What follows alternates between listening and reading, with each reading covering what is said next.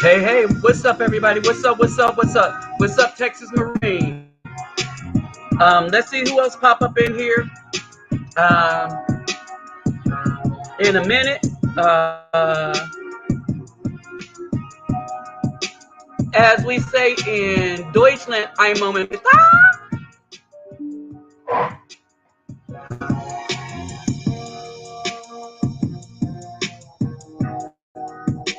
All right, what's going on to the fellas up in here? Today, it's going to be kind of a call-in as well. Well, not call-in, but I'm gonna allow people in here sooner. So, for those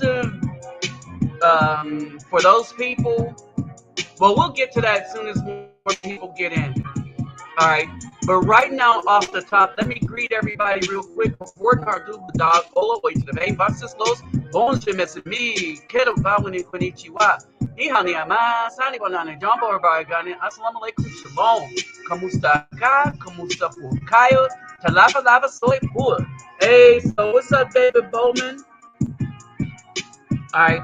So, as this channel is kicking up really good, and as more people subscribe, this channel is going to be doing more with it. So I got some things planned out. So it would behoove you. Yes, we're going to use behoove because that's what it would be. It would behoove you. All right, what's up, Zimaloo? So as y'all know, I'm gonna go start to do this every Saturday as much as possible at 8 p.m. 8 p.m. Saturdays, right? Now, this is how you know kickoff at 8. When you look on my channel,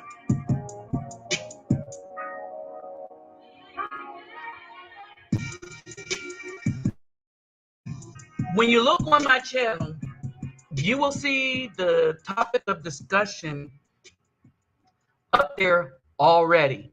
All right. So when you look on my channel, you will see the topic of discussion up there already. Now, this is going to be a deep one, and a lot of the causes behind the sorry condition that not only the Black community is in, but the United States is in. It goes a lot of things that people have said and things. A lot of things that people have said and thought was the cause of the demise of the so-called Afro family. A lot of the core beliefs, and what I want y'all to do.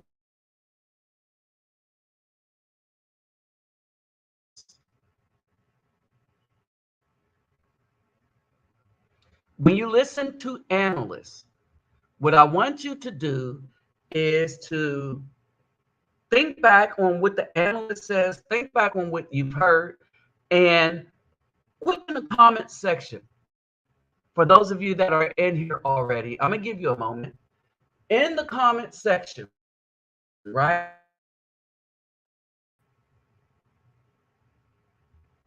Write down, all right? I want y'all to write down what you've heard so-called people who study the demise of the Afro community, what they said was wrong with the community. How did we get to this point?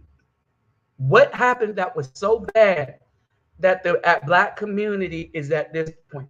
What happened that was so bad that you have so many damn single mothers having all these single children? What happened to cause that? All right.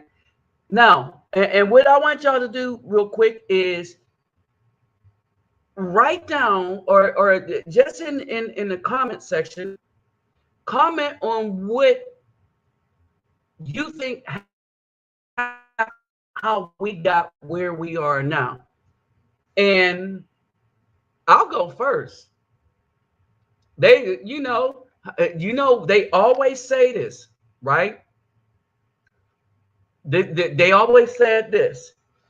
It was the crack epidemic.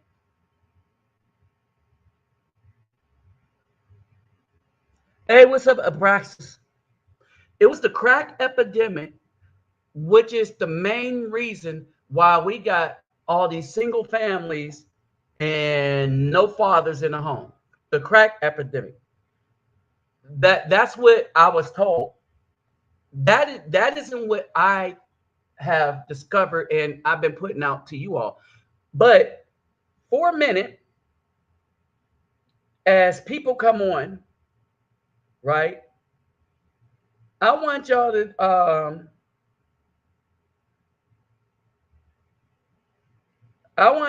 to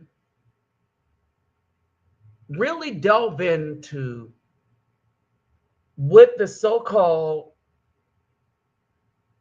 people of academia and stuff, what they were saying is the cause.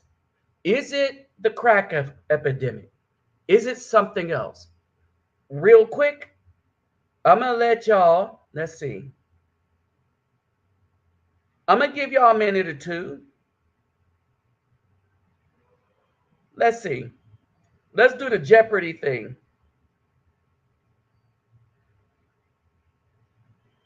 A minute. I'm gonna give y'all a minute. You got a minute. Let me know what y'all think. All right. As we start sipping down. All right. Let me remind y'all, my Cash App, my PayPal me is in the description box, along with a lot of the data that you're about to hear. It's in the description box, right? But a new, let's say, mind-blowing piece of data is, well, two of them, is going to be, is what we're going to discuss here, right? So let's see, my TikTok is in the,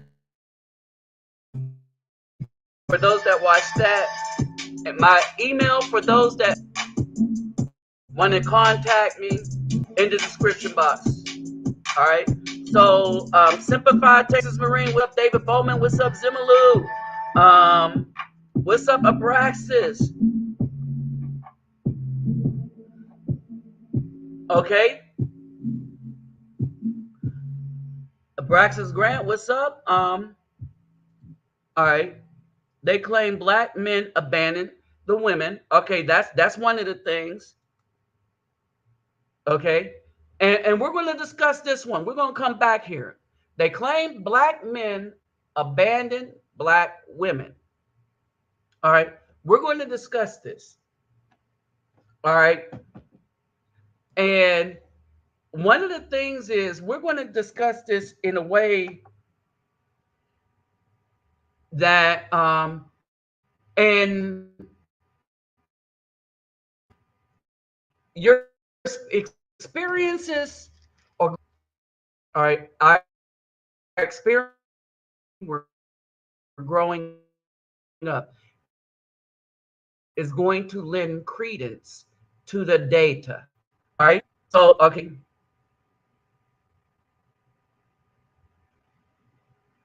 So there we go. The so-called,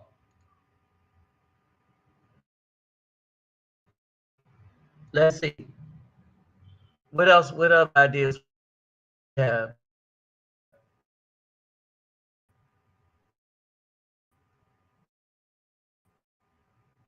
Okay. Let's see what I have to say about this.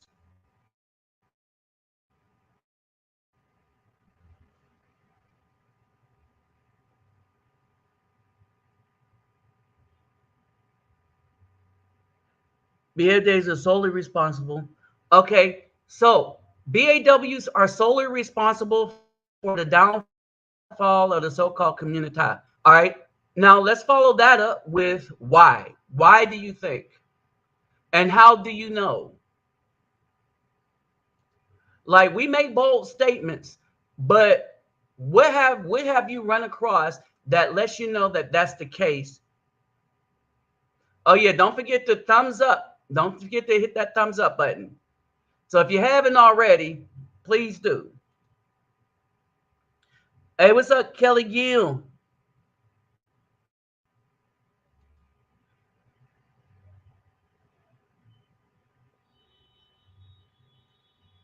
Okay, let's see. What's Zimmerman say? Um, he answered.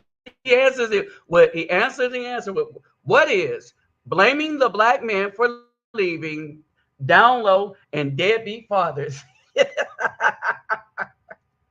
Okay, there's that.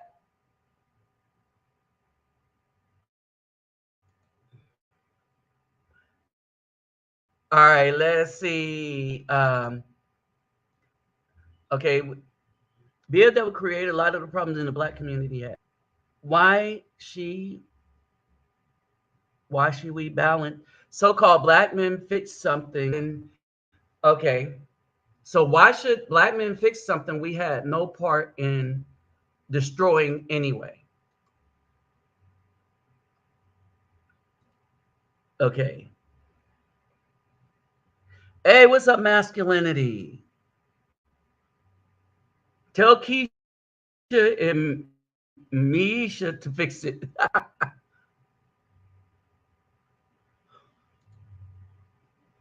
All right.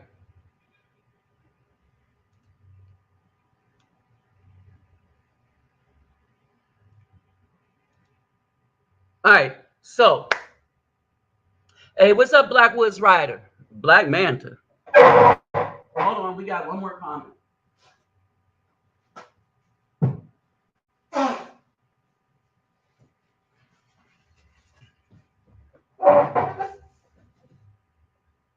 Okay, Bruce Ellison. Brad and Keisha can do SA. The horses have left the barn. At best, you may keep some percentage of simps.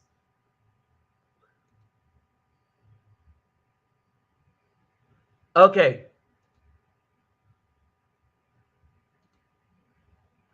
All right. So now that we got the basis, so let's go back and see some of the things, some of the answers to the question. All right. We got the so-called black man abandoned the community, the woman and community. All right. I came up. Let me get my pen.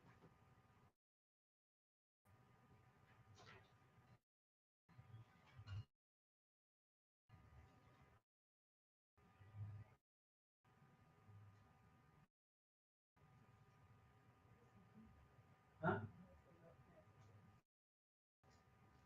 Yeah. Pens and notepads. Okay. Bam. Notepads. Okay. We got pens and notepads. So, one.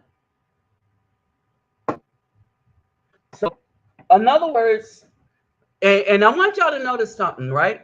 So, the black man abandoned the community.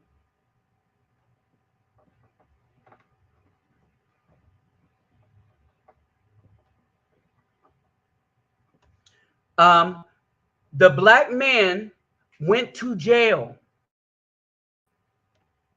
So, the prison. Okay. So, all the black men went to jail. So, the black man abandoned the family. The black man went to jail.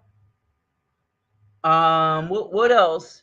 So yeah, the crack epidemic, prison crack epidemic.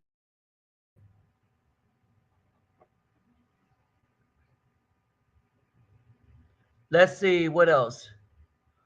What is download deadbeat fathers.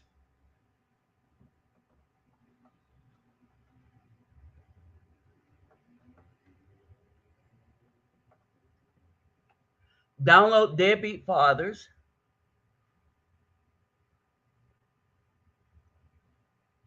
All right, what else do we have? We have download deadbeat fathers. What did Brian Ellison say? Okay, let's see what this is.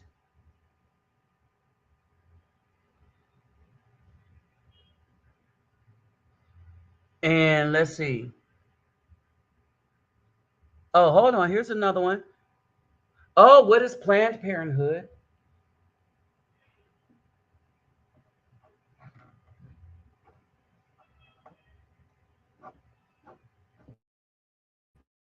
What is Planned Parenthood?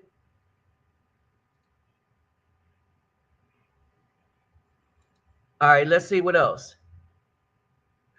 Hey man, hey, it's not a problem, brother. It's what we do. We got to educate ourselves. We got to be stronger.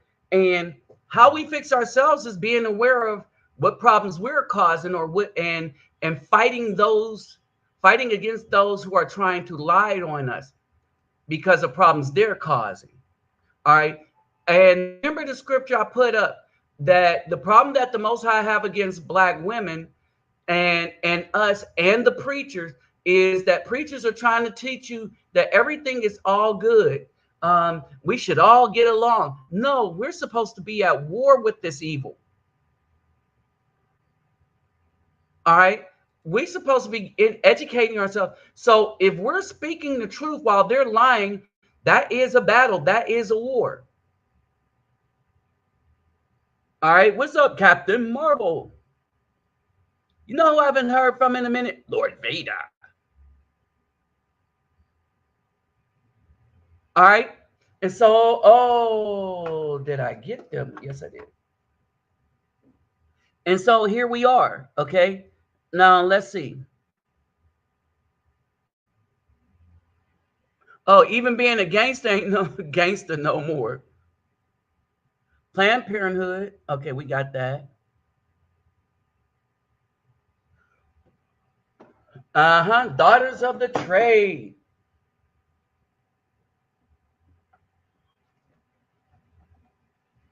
All right, we got Daughters of the Trade.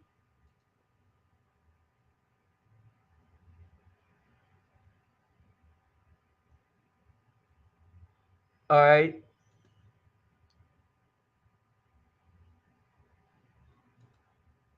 All right, here's the thing. That is a Texas Marine. This is the cause. I mean, or this is the outcome. But what caused this? This is the outcome of what we have now. All right. So now that the question's been, we've already proved for now. So I want y'all to look at the answers, right? Black men abandoned the the so-called black woman, right? The prison, that's black men again. The crack epidemic, which took black men out of the home. The download deadbeat, again, black men. Planned Parenthood is the first thing. Um, well, Planned Parenthood wouldn't cause single motherhood. All right, Planned Parenthood wouldn't cause single motherhood. So they would do the opposite. If I was going to ask you what thing caused our extinction, now understand, we are going extinct as a community. The Afro people in America are going extinct, and we're going extinct because we can't reach replacement retention. meaning that for each two people that make a baby, they should at the least, they should have two babies to replace themselves as they die. But as we know, in New York, Chicago, in a lot of places, Black women are aborting more babies than they're having. Hey, what's up, Rashawn Talley? All right. Black women are aborting more babies than they have. So if I was to ask what is causing us to go extinct, then that would fit. But we're looking at the demise of the Afro community where you hardly have any intact families. All right. Oh, yeah. Okay. And this is a good one. The graveyards is filled with so-called black men trying to be gangster for Black women. All right. And so when we look at Planned Parenthood, we're looking at an extinction event because that's what that's caused. And we'll get into the graph of that. Remember, Black women aborted more Afro people than all other things that have killed us since 1973 combined and almost doubled. Okay. Even presently, while everybody else's while the abortion rate is going down, that's for everybody but the Black woman. All right. Of all the abortions that's had, she aborts at 37%. And remember, we did the math and it's gone up. All right. And so we're talking since 1973 in the United States. All right. And so when we talk about that, that would not explain the conditions of the Afro community because those children don't exist anymore. So let's see what Rashawn Talley has to say.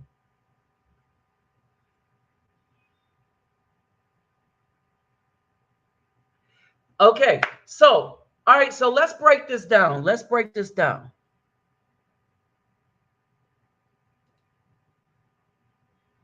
All right, there's my email.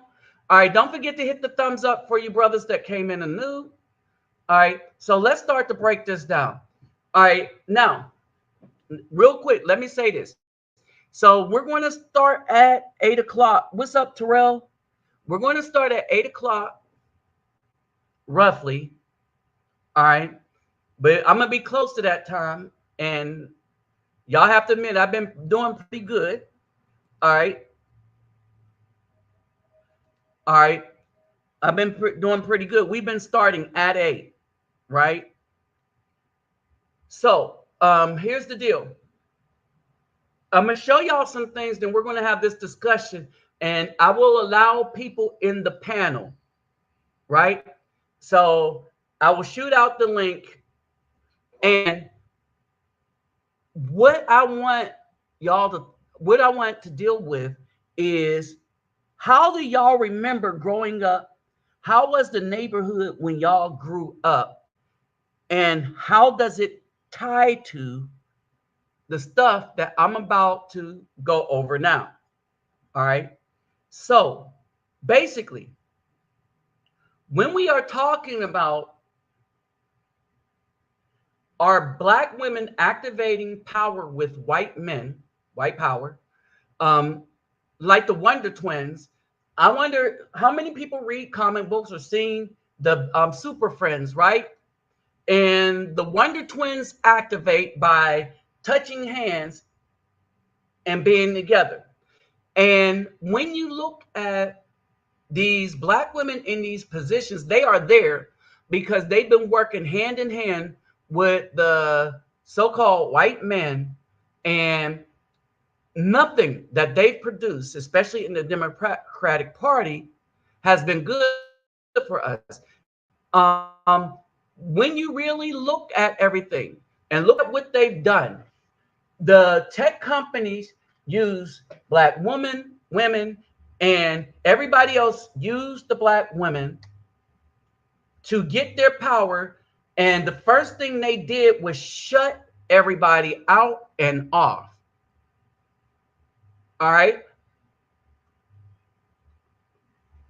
They made it okay for the left-leaning people to go after Supreme Court judges. But, you had the Democratic people in the House afraid of people. Who? January 6th. All right. Which now we starting to see FBI involvement, and that stuff is just so. And y'all remember the pictures I showed you, the footage I showed you of the police letting them in. And that's what most of them, almost all of them, used to not be prosecuted. Hey, they let us in. Now, when you look at what they were doing, they just sat in people's desks and filmed themselves. They took selfies. All right. That's what they're talking about. But nobody's talking about that laptop, Hunter's laptop. They hid every single piece of dirt doing. All right. Now, the reason why they were able to do that is because not everybody wasn't on one accord. Remember, the guy that won, if you want to call it that, he's, any way you say this, the dude that's in office is able to be there because the media was able to convince a bunch of weak-minded people that the person that has physically done, you can add it up, done the most for the community. They convinced him, the dude that had nothing but Afro friends before they decided to run as a Republican, right? They convinced these lame brains that dude was the, racist. But the dude that actually called them the N-word, that called their children roaches, that said that we don't want the black people, children in our schools because they would turn them into a jungle. They would turn our schools into jungles. Yeah, the guy that's in office now, he said that. He said that the children was roaches. Remember how much they loved the lady that said that children are, what did she say? Hyper, help me real quick. Children are, these black children are hyper, no, what the hell were you saying? Yeah, these children are super predators, and we must bring them to heel, HEEL. Remember the Kent State video? They hid that, tried to hide that. Thanks to, they weren't able to hide that. Thanks to some of the older channels, they weren't able to hide that. They tried to hide all of their dirt. All right. And I want y'all to understand this. They tried to hide all of these people's dirt. All right. And the main people that they used to dumb down our community was our own mothers. Remember the videos we were pushing up of the so-called black mothers telling their sons they better not come home if they voted for anybody other than a Democrat. Remember the dude in the car where the mother and grandmother was ear beating him because he did not vote for the Democrats. And the sister was just laughing her head off. All right. This is what we men have had to deal with, right? Coming up. So when we ask this question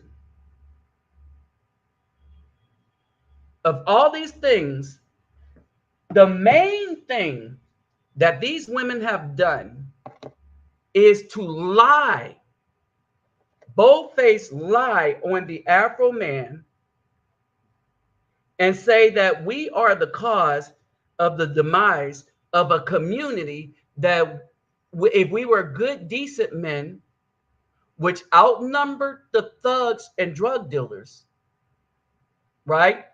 The good, decent men outnumbered the thugs and drug dealers. We're being blamed for a community that we were not allowed to be a part of. I want y'all to let that sink in. So when we look at this, we look at black men abandoned the women. That's one of the things. All right, why? This is why I asked y'all, what have you heard was the problem? Black men abandoned black women. Most of the black men are in prison. Most of the black men are down low, GHEY, or deadbeats. All right. Then they blamed the crack epidemic for putting most of the black men in prison. All right. And then they were deadbeats. You know, we're all deadbeats. All right. And so we're going to discuss that. And then we're going to discuss our experiences to see how much of this is true. Is because everything that we've been taught about the condition of the community, where greater than 70% of black women have children and are single parenting, where 59+% of black women have multiple children from multiple babies' daddies. All right, I want y'all to let that sink in. 59% of black women have multiple children from multiple babies' daddies.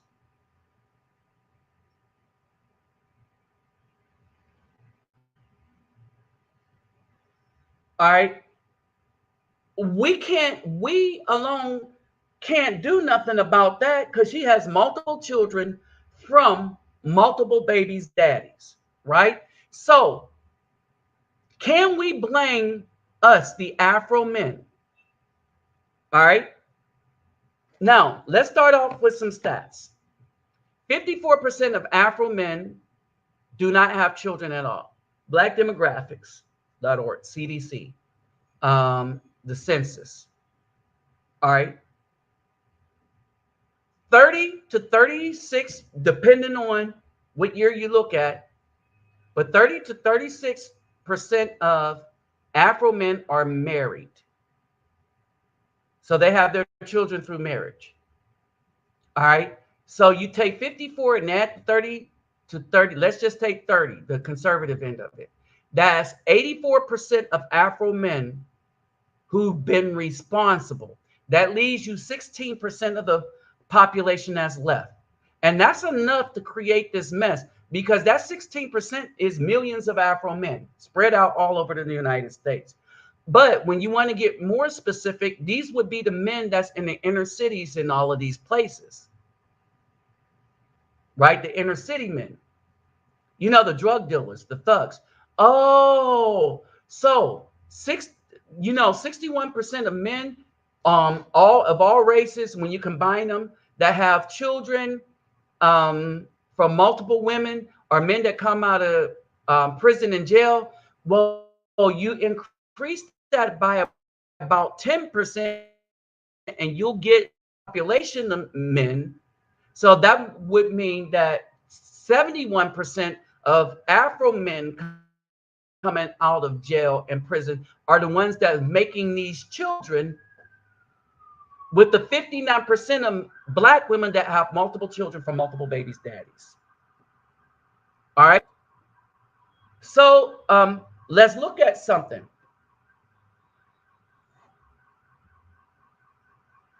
You have another issue here. You have another issue here. All right. When we say Wonder Twin powers activate, all right, any Caucasian man of any age, because of the allure of money, and remember, the BAW is all about that bag, getting the bag, getting the bag. We must get the bag, right? Remember the two gentlemen that went and was spreading the HIV throughout Africa, especially Ghana and those places, right? And A lot of those women were married. One of the husbands, when he found out that his wife was being run through by these Caucasian men with diseases, he killed himself. Because if this dude is giving these black women the package, the HIV package, all right, and so, and I want y'all to think about this, right? Now, this is where we're going with this. I want y'all to pay attention to this. All right, when you look at this graph, when one look at this graph, all right, I want you to pay attention to this graph right here. You get, this is the vital statistics report, right? And it goes up to 2014. And the other one basically goes up to maybe 2012, but 2011, right? Now, remember the first thing we talked about, the crack epidemic, the prison, right? And Afro men abandoning their children. We just disproven with the stats. And this is why the black women don't like when Afro men brings up the stats, because the stats bring up the truth about what they have been doing to us. When you bring up the stats, they don't like the stats because the stats tell on them. I want you to understand this. Black women don't like stats because the stats tell on them. They will use the stats when it favors what they're doing, but they generally don't like statistics because the statistics tell on them. So when they run around, a lot of these things that we've heard came from black women that were our mothers and aunts, not necessarily the daughters. They trained the daughters to think that the Afro men are no good, which is why a lot of daughters don't know how to take care of themselves physically. The daughters know how to dress themselves up in clown makeup and a Wookiee weave, but they don't know how to take care of themselves because the mothers didn't teach them how to take care of themselves. The mother didn't teach them how to be wives. The mothers was busy trying to teach their daughters how to be men as women, right? The black women have been betraying Afro men to this day. And it's not nothing we're saying, it's because the Afro men believed all the junk about all the negative stuff we heard about us. We believe. Why did we believe it? Because we was told it by our mom. And our moms were infallible. They don't lie, except they was lying to us all the time. So as we get older and as social media came out, as Google is a two-edged sword, it cuts both ways.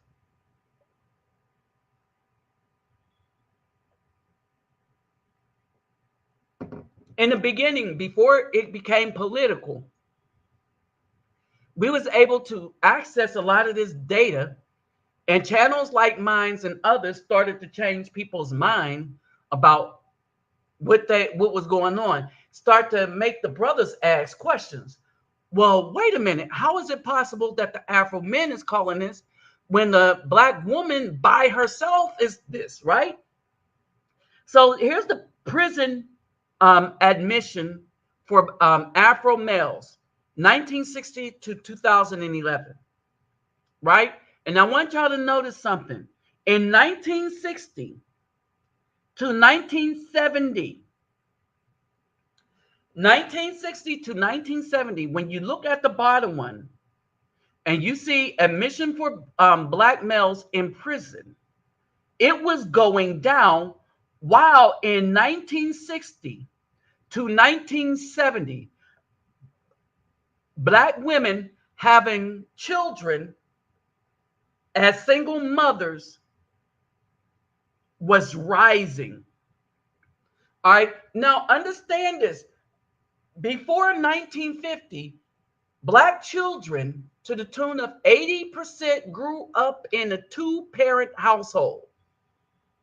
This kind of carried over into close to 1960, but it started when I was talking with a social scientist around 1954. This started to take off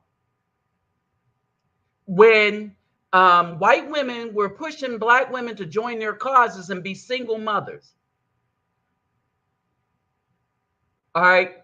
And the first single mother that they posted on TV was a black woman with two sons. All other single mothers or whatever, they were widowers. Andy Griffin, he was a widower. He was raising Opie. And even with Opie, Aunt B, a widower. So when you saw white people that were single, their mates had died. When you saw black women that were single, they chose that. Women empowerment, right? So now here's the key. When we look at the, as we look at 1970, so from 1970 to 1980,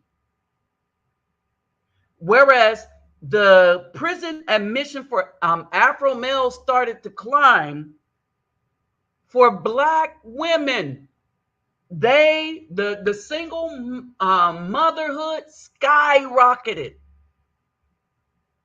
It skyrocketed. Now, do I need to play the clip of the teenage girls and the young women that was talking about that the reason why they decided to be single mothers because they could make it because of welfare? That came out of their mouths, straight out of the horse's mouth. Do I need to go get that clip again? Y'all seen it. It's in a lot of our videos, right? And so they let you know. And then when they talked to the guy, he said the women don't want to for you to wear protection. And the main reason why is during this period, the more babies the women had, the more food stamps they were getting. Well, so they're not getting money. The food stamps is money if you get so many that you decide you're going to sell them to drug dealers, you're going to sell them to other people with jobs, because you got them for free. That's the way they look at them. They get food stamps for free from the government. They get a little bit of cash that'll take care of their rent and bills. They sell off the food stamps and make more babies to get more food stamps. They get like $1,500, $2,000 in food stamps. Well, if you sell those, you go shopping on food stamp day, whatever it is for you, and then what you have left over after you think you buy as much as going to last for a month, and mainly what they were buying was junk food, mainly stuff that they like, not what was good for the children. We know we was there on them shopping trips. We know we lived in them homes when we ran out of food towards the end of the month. At least I did. I don't know about y'all. But when you look at this graph, you see now we start dispelling the lies. So now when I ask this question again, like, because it don't make sense that the condition of the homes was because of the prison population, because they outraised the prison population, all right, by a lot. All right, only in, let's say 81, 82-ish, as the prison population started to rise, all right, the prison population of Afro males started to rise up into the 2000s. It tapered off, right?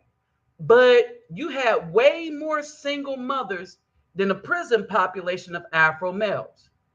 But here is the catch. As these men from prison was getting out of prison, they was able to go and pump more children in these single mothers. Now, this is why You'll get the abandonment, right? This is why you get the abandonment. Men, these dudes didn't abandon, they just went back to jail. And these females knew they were going back to jail. That's why they were sleeping with them. That's why the majority of the Afro male population, pay attention to this. This is why the majority of Afro male population do not fit the narrative. And when I say majority, we're talking the 80, 84, 86%. Now, this is the other thing that's gotten so bad. Right? And we'll go back into this. This is the other thing that's gotten so bad. We'll come back to this. The marriage, the interracial marriage rate and stuff like that. As of 2006, Black women outnumbered all the way up from the time of Loving versus Virginia, all the way up to 2006. Black women had always outnumbered Afro men when it came to interracial marriage, meaning outside of the Black community. All the way up to 2006. All right, y'all remember this. In 2006, you still have, today you have more Afro men in relationships with Black women than any other race of women, right? However, you have a lot more men that are leaving that dynamic, and a lot of them are getting passports and they're leaving American women alone, period. All right. So 2006, the amount of Afro men married outside of Black women was 5.6. All right. At the time, Black women were twice that. 10 to 12%. Come 2013, that was the first time in history where we had data where the Afro men surpassed the Black woman, right? And the Afro men surpassed the Black women and married out at a greater percentage than the Black woman did. Now, here's the other thing. Why would that happen? Because only 20 to 24% of Black women are married. Now, if we count married, we're talking about in a relationship with an Afro man or whatever in long-term relationship. We're just not going to count the license, right? So we'll go 20 to 24%. All right. When we look at Afro men in these same situation, we're looking to 30 to about 40% of them. Let's say 35%, 36%. Because at one time, that was the thing. 20 to 24%, 30 to 36, 37, 38%. Way more Afro men are in long-term relationships than Black women. Let me repeat that. Way more Afro men are in long-term relationships than Black women. So if that's the case, and 88% of Afro men end up in relationship with Black women, then only 20% of Black women are worth a relationship, then who are they going to get? They have to go outside the Black woman if they want a relationship. All right. Now, keep this in mind that as Afro men,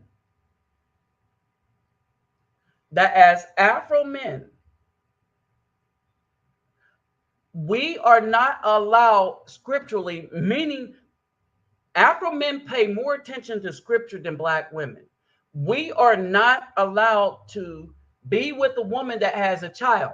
Why? It's because if she has a child, she's probably getting child support. If she's getting child support, then that means that the dude she's getting child support from is basically her husband. Why? By definition, the husband is one that takes care of the woman and his child financially and provide provision, whatever. But because he is by force or whatever, that child support means that she's off limits to any spiritual Afro male being or any spiritual being anyway. Now, if you don't care about the commandments or you don't care about righteousness, if you don't care about the community and stuff, then this doesn't apply to you. All right. But the only type of relationship that had been promoted in TV has been the relationship, even when the BAW was the wrench. All right. And this is what was been promoted on TV. The BAW is the wrench for the Caucasian male. Remember Olivia Pope, right? Olivia Pope. And then the first relationship of that little marriage fake mess. All right. And so here's the thing. So it's never been the Afro man that's left the community. It's the BAW that, because she wanted to get up into Caucasian power, right? And so to get there, she had to work together with them to destroy everything. This was hilarious.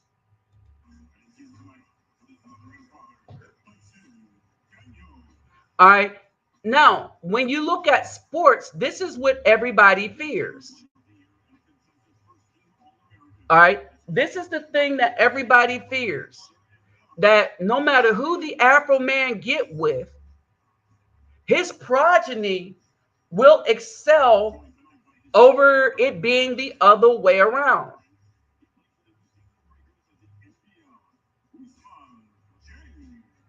Okay? Basically, all right, all these people, all these dudes going to the NBA. All right, they're on their way to the G League to get that training, going to the NBA, being drafted, right? When you look at all these dudes that's in it, when you look at the Ball family, right? When the Afro man finds a woman that agrees with him, right? That is in line with him. Look at what he's able to do with his children versus the single mom. Do you know who's in charge of the children of the single mom? The system. The coaches, the Caucasian coaches come in, and the coaches run Russia over the mom and everything else. Now, here's the other piece of data, then I'll get back to you all. Here's the other piece of data, right? The worst relationship that an Afro man can pick statistically, right? I want you to pay attention to the one you see that's big, but pay attention to the bottom one when, if you know, controls were added to the model. And this was a report by Zhang, Dr. Zhang, right? Ghang, right? At the bottom, you says no, controls were added to the model as in table 2 reference categories are shown in parentheses.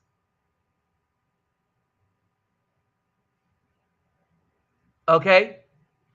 So now, when you look at this, statistically speaking, the worst choice that an Afro man can make in pairing, when we look at the divorce rates by pairing, is black man and black woman. That's the worst. That's what he found out. All right.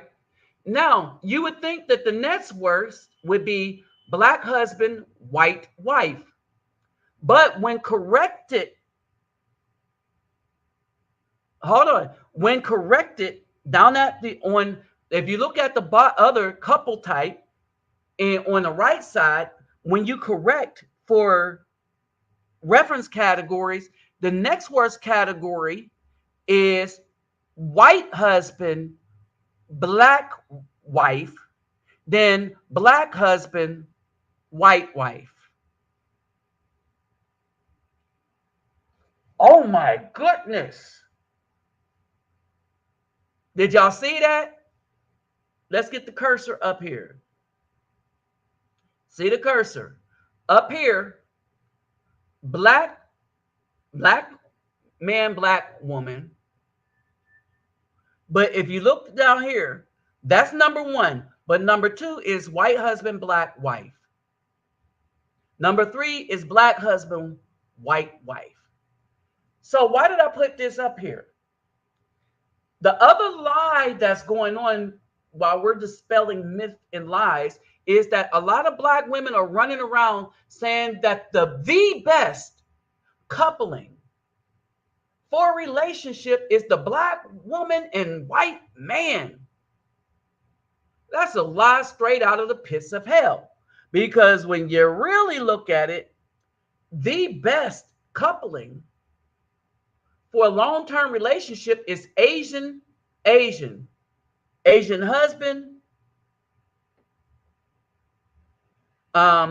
Asian wife. All right. So here's the thing. So it goes like this. The best, all right, is Asian, but the worst is black man, black wife. The next worst is white man, black wife. The next worst is black man, white wife. Now keep this in mind. Keep this in mind. 80% of all divorces are initiated by the woman. 90% if that woman has a degree. Let me repeat that again. 80% of all divorces is initiated by the woman. 90% if that woman has a degree.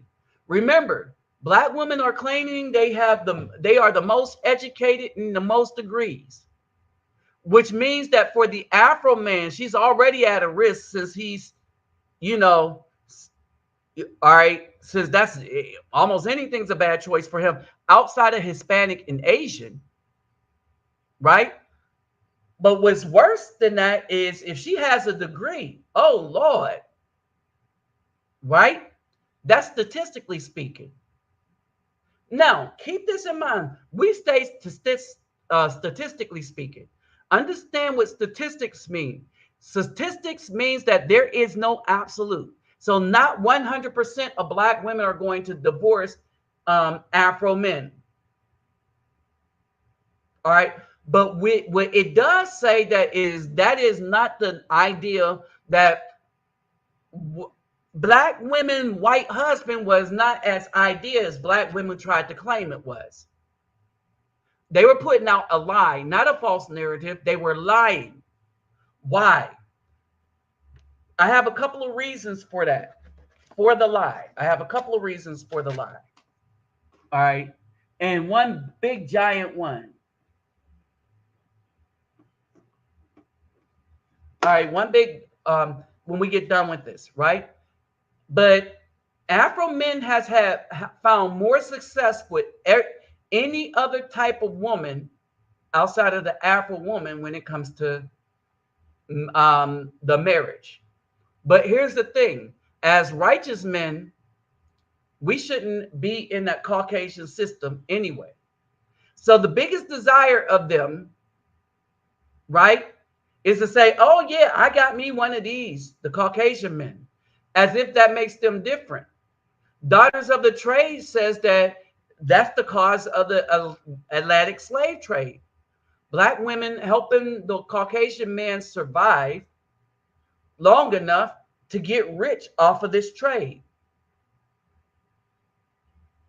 right? And we agreed that in order to have it, that other African nations had or kingdoms had to be complacent in it or active in it.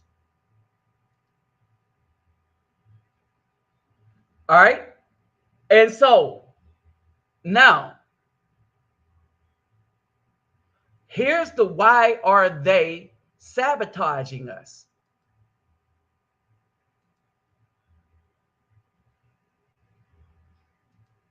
All right. And this is when we ask why the sabotage? Why are we being sabotaged by Black women? We can understand why we're being sabotaged by the Caucasian male. But we need to ask ourselves, why are we being sabotaged by the Black woman? Right? And if we go back to Genesis, in Genesis 3, it's all been about power. All right. Hey, what's the only premium? It's been about power, y'all. That's why it's been about power. Okay. They wanted power and they wanted worship. Understand, they wanted power and they wanted the power to force worship. When the serpent said to the woman, you could be like God, knowing good and evil. How the woman was taking it is be like God. The God gets worshipped. Like women always want you to compliment them. We keep saying it. What women want is what Black women want is to be noticed.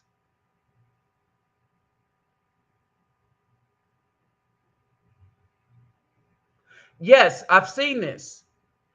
All right, here's the thing.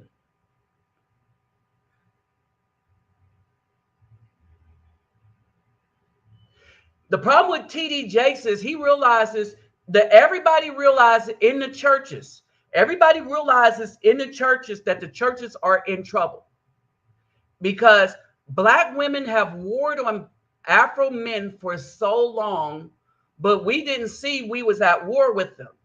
All of a sudden, there has been a straw that broke the proverbial camel's back. And I think is that people like me, a lot of people were educating brothers. We were putting these stacks up. Y'all know that in my videos, I was putting this stuff out long before, what's his name? Samuels, right? And you know that Kevin Samuels' platform was a conglomerate of my platform, Tom Likas, Tommy Sotomayor, and a lot of the older people.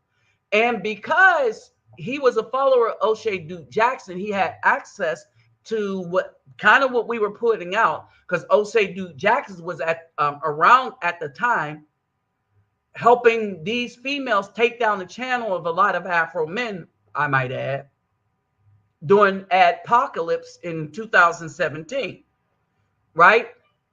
And so our channels were very popular, like with Rick Scorpio, the Mad Bus Driver, what's his name, the Big Stiller fan, right? And so brothers have been listening for a while. But what Kevin Samuels did is the interview thing, where people start hearing the craziness coming straight from the horse's mouth. You start hearing women just like saying that they are at war with us. They were willingly lying on the Afro men. And the men, a lot of the simps could not believe what they were hearing. And you had more people in simp land and in Thoughtlandia than you had strong-willed men who understood what was going on. All right. Now, one of the things that you did see is a lot of dudes. Kevin Samuels didn't wake the dudes up. What woke a lot of dudes up is what they were hearing coming out of the women's mouths. and they were actually hearing it coming out of the women's mouths by a dude that was relatively polite. All right. Yeah, the Democrats. And so here's the problem with these definitions and stuff. And here's the problem when we talk about Caucasian people. When they do stuff, especially the Democrats especially do this. And this is why I will cut for the Republicans before I cut for any Democrat. Even though I don't vote, I will still, I can still talk with the Republicans, and I don't have nothing to say with a Democrat, because even when they start to stink and they smell it, they will redefine what stink is. They will redefine it to make it think that their SH is smelling like a rose. And you be like, no, that's stink. No, we're going to redefine the definition of stink. All right. And so, like me, y'all know I've been going against these pastors for a while. And y'all remember I made a video where I went after pastors, right? The pastors are starting to be like, oh my goodness, we're going to lose a lot of money because these dudes, all right, here's the thing. This is how the pastors are going to lose money. The pastors, like the government, was getting money from the women by way of the men. The men would go have sex with the woman, have a child. All right, so the government will take the money out of our pockets, put it in her purse, and she turns back around and give it back to them through their spending apparatus, you know, the stores and stuff like that, right? All right, now the pastors get their cut, 10%, maybe more, off the top of that. And everybody is getting our money by way of the woman. They're siphoning it off of us. And so the Afro man said, you know what? I'm going to take this $110, spend it on a passport, and be done with these BAW, because they're nothing but toxicity to us. All right. They're only using us anyway. We came to the conclusion that the Black woman actually hates us. Well, how did we come to that conclusion? Men judge things by actions. And even though we didn't have that same despise for them, we had always loved them, because, of course, our mama was Black, and she brainwashed us into like looking over every last one of them flaws. Oh, no matter what, you don't ever hit a Black woman. No matter what, you don't hit a woman. Yeah, you let her stab you to death before you hit. No, brothers is like, no more. And we start seeing that we would say, what's up, Terrell? All right. We started seeing that we were being sabotaged by these women, right? And not only were we being sabotaged, but if there were any good Black women, they were being sabotaged, and they were being attacked openly, because the Black woman's power is in acting collectively against whoever they want to act against.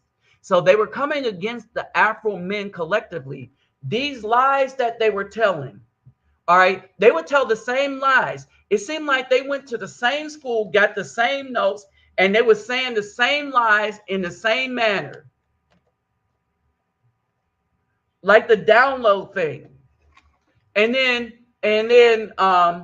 we start looking at it. We start looking at it and saying, well, hold on, this doesn't fit. When I bring up the thing of who's getting all the HIV, it's the Black women. Who's dying the most from HIV is Black women.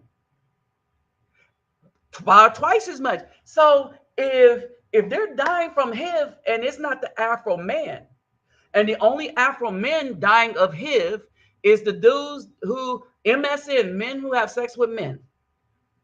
If that's who's dying of HIV, according to the CDC, then hold on, this doesn't make sense. And since they are, all right, so only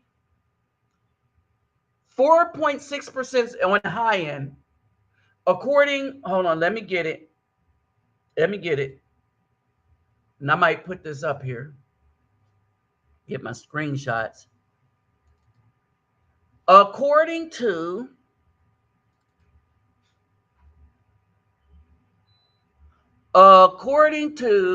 the Williams Institute, UCLA School of Law, Williams Institute, right? The LGBTQRSTUVWXYZ community consists of 4.5% of the population of the United States. Okay? Mainly on the West Coast and Northeast. When you look on the East Coast, mainly in Florida and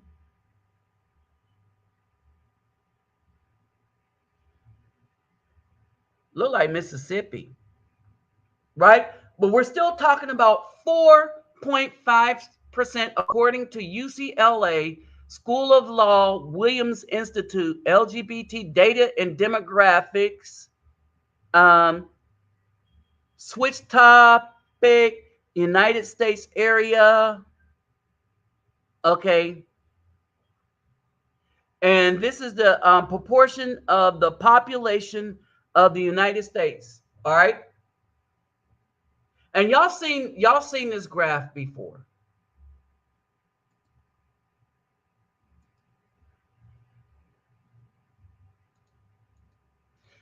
So we'll bring it up. We'll bring it up as need be, right? All right. So when we're looking at that, right? 4.5% have so much power that they run Congress, they run our laws, and they were able to switch and have superior laws in a short amount of time. And that's because of that 4.5%, 79% are Caucasian. All right. 12% are Black people. And of the 12% that are Black people, 58% are females.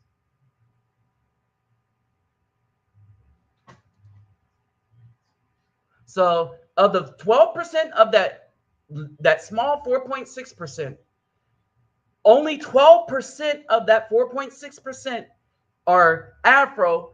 And then if you get it smaller of that 4.6% and just look at the male portion, is only 32%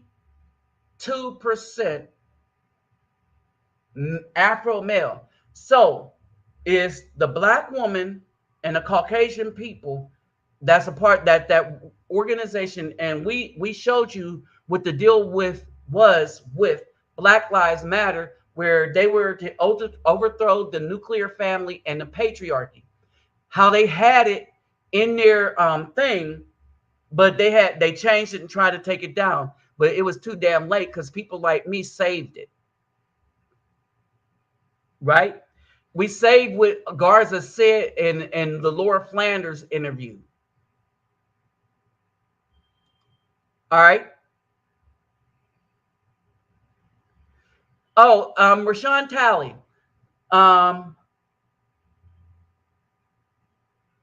We were speaking to somebody, and no.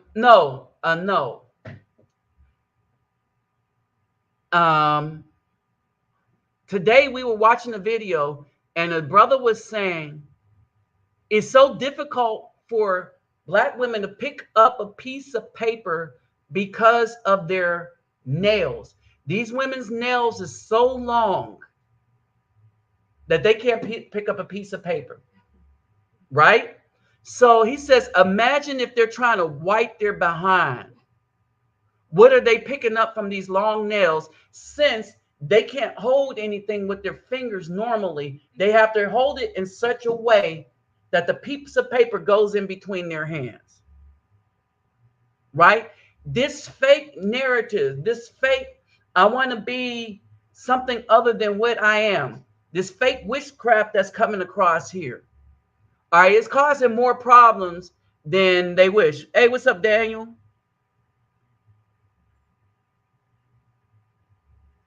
Uh-huh. Yes, yes, yes, yes, yes, yes, yes. It is them. The colorism did not exist among males, other than when we was ripping on it. Oh, you light skinned dude. Oh yeah, darky. Then we go back to playing basketball, ripping and capping and stuff like that. Everything was all in fun with us. We didn't, and we knew back then if you was light skinned with a Jerry curl, looking like all the artists and stuff, yeah, you getting all the women, but we didn't care because we was getting some too. You know what I mean? There was enough to go around. And that's always been the mentality of brothers, right? In the 80s, it was the females that said that. Now, here's the other thing that you never heard an Afro man say. A black woman gets with a white dude, and she said, black women be like, ooh, that baby going to be cute and have good hair. That ain't nothing you ever heard a brother say. Ever. Right? That's black women. This colorism has not come from Afro men.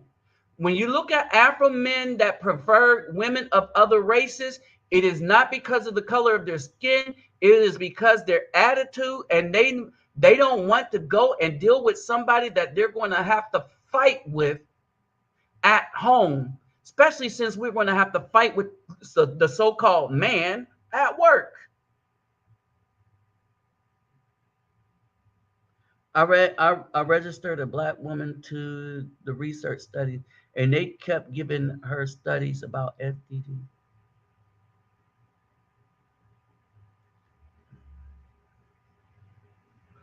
Mm. Uh-huh. All right. And so and when we look at the STD charts, they lead everybody to include the Afro man, which and all of this is saying one thing. It's saying that they are the ones that's choosing the thugs in the prison and the dudes that's coming out of prison. And we know this is because some of the times we get involved with one of these women that's had one of these dudes, and they want to have bound chicken wow wow in a way that we're not trying to have. Hey, put it in my dairy area, and I have kicked women to the curb one that instantly behind that. Because if you allow a dude to do it to you, then that dude has done that to a dude. That comes from the prison system. All right. No, we ain't bowing chicken wow wow like that. I won't forget. All right. We ain't going that route. Not me. I'll leave you alone. And understand that this is why they outnumber the men as far as HIV, because they're only messing with the men that do that. Now, remember the video I put up of the woman that saw the dude that was doing the interview, and she tried to make a play on him because he looked cute. That femininity in men, it makes them kind of, go juicy. And the dude flat out told her, sorry, well, I could show you better than I could tell you. Hold on for a minute.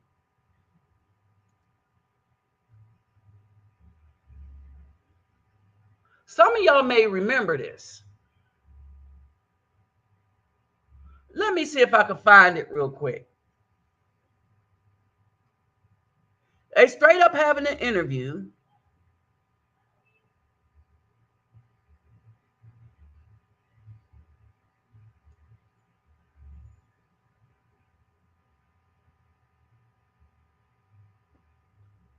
And this woman, like, hold on, let me find.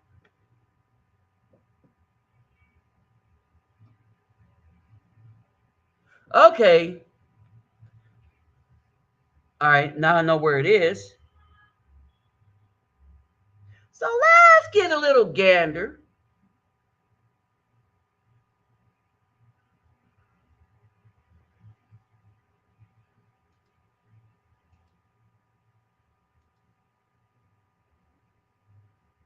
Let's go to videos.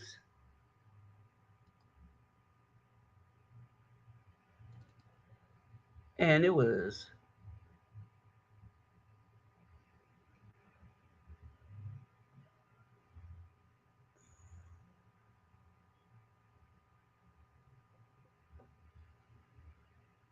hold on, let me look at it again.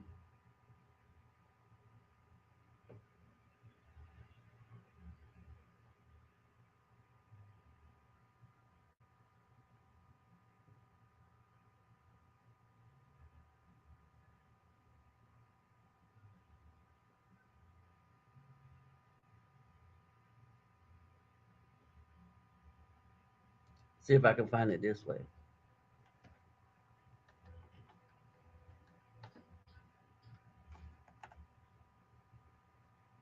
Hold on for a second.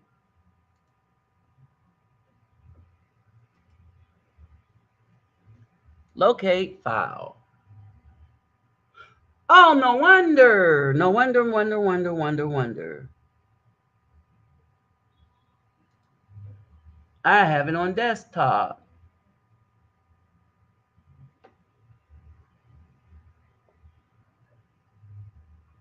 Where do I have that thing?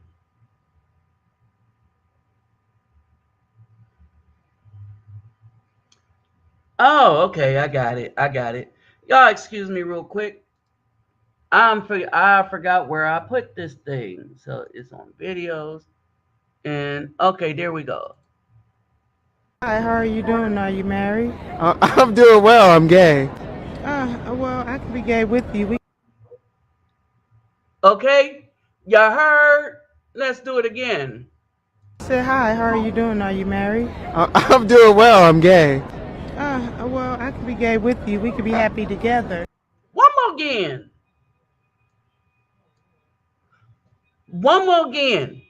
They never make a play with a dude doing 9 to 5, right? Let's let the whole thing play. Said hi, how are you doing? Are you married? I'm doing well. I'm gay. Well, I can be gay with you. We could be happy together. How about that? He's speechless. He don't even know what the hell is going on. He's speechless. He's like, nigga, what in the hell is going on? You know, Something to think about. Honestly, I like the confidence. He liked the confidence. He liked the confidence. Brothers, this is your modern day BAW.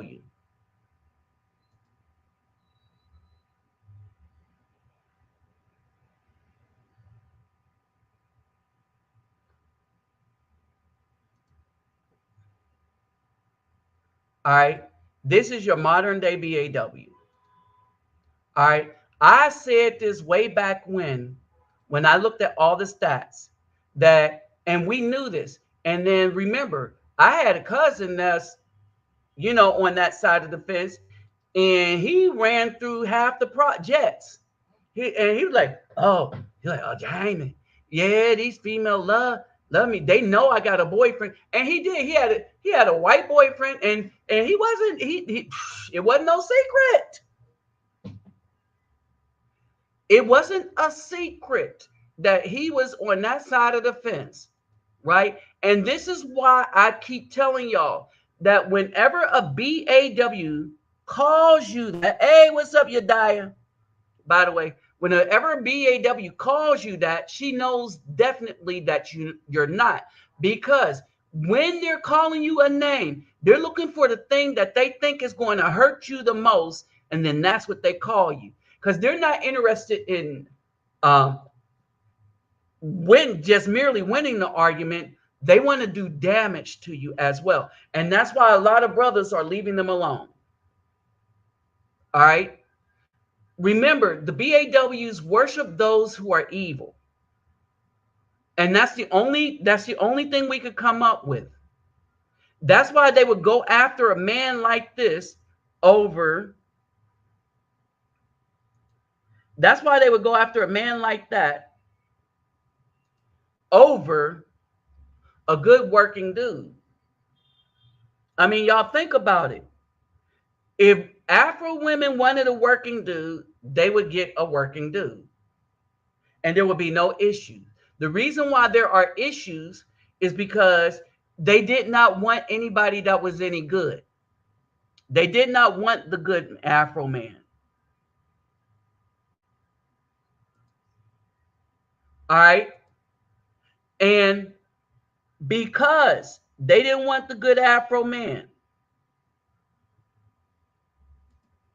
because they didn't want the good Afro man, right? I want you to understand the community is the way that it is. They wanted the dude that they could use. They loved the thug because they could tell the thug to go and take the life of another Afro man. That's power. They love uncles and brothers because they can lie on an Afro man and have his life taken. Uncles and brothers will go and take the life of an Afro man, and then those dudes will be in jail, and that man's life will be gone. That's power. That's why they love thugs. That's why they lie to their uncles. My boyfriend did this, that, and the other, and dude got a bunch of dudes coming over, and that's not to say that if he don't have a weapon for his life, he's going to take them out before they take him out.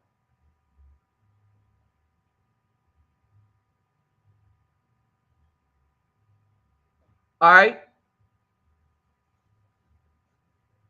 Back in the 50s, children were picking up trash and cleaning the streets. Now in 2020, children are now throwing trash and pissing in the streets.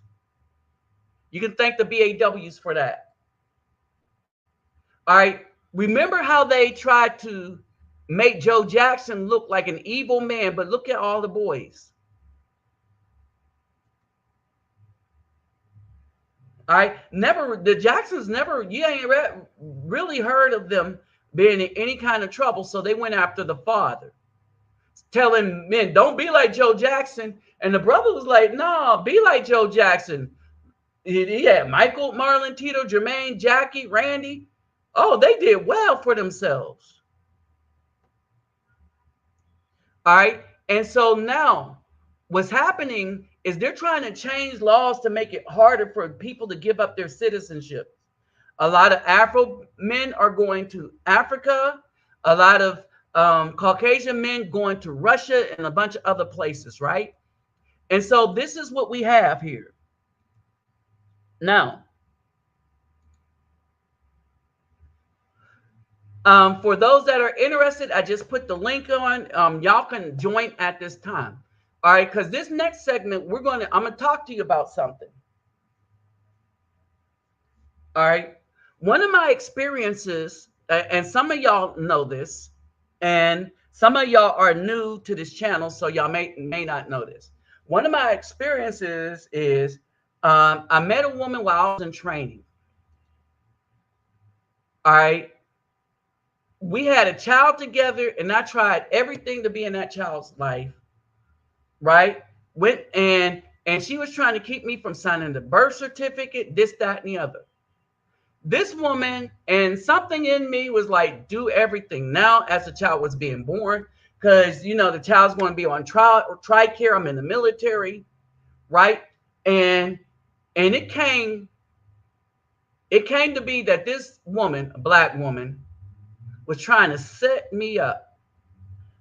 This woman did not want the child to have me as grow up with me as a father, because she didn't agree with my spirituality and that I don't celebrate Christmas. She was like, ain't no way I'm gonna have some man not teach my daughter how to. I'm her father, by the way, right? And so then the question was raised by a lot of people, that might not be my child. All right. And so all I merely wanted to do was hire the lawyer and everything. And all I really wanted to do was just make sure, because I was paying child support. So I was making money to make sure before the time went out, I'm giving it to the, child support and all these medical, they were on my thing, just making sure it was good, right? So we went to the court simply about that, just to you in Texas, you have to go to court just to get a DNA test done.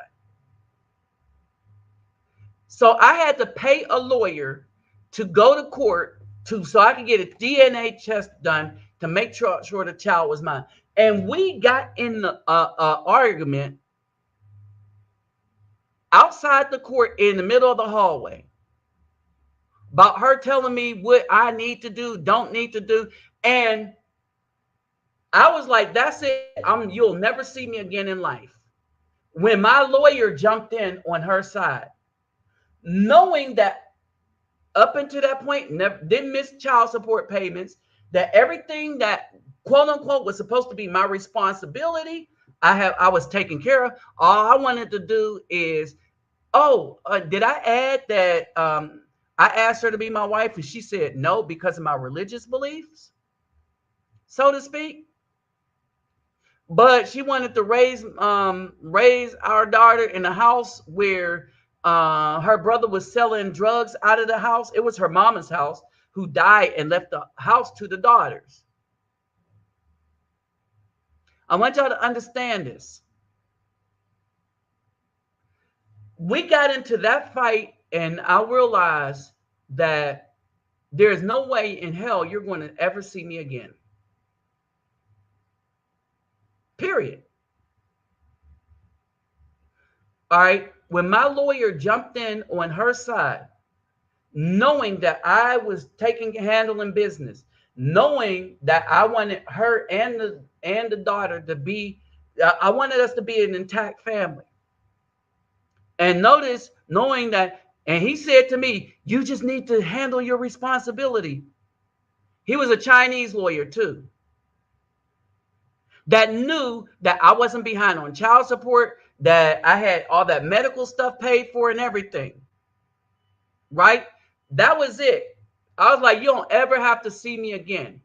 And I got the hell out of Dodge. I made sure that everything that the court said I had to do, that I was doing, and that it would be done automatically. Period.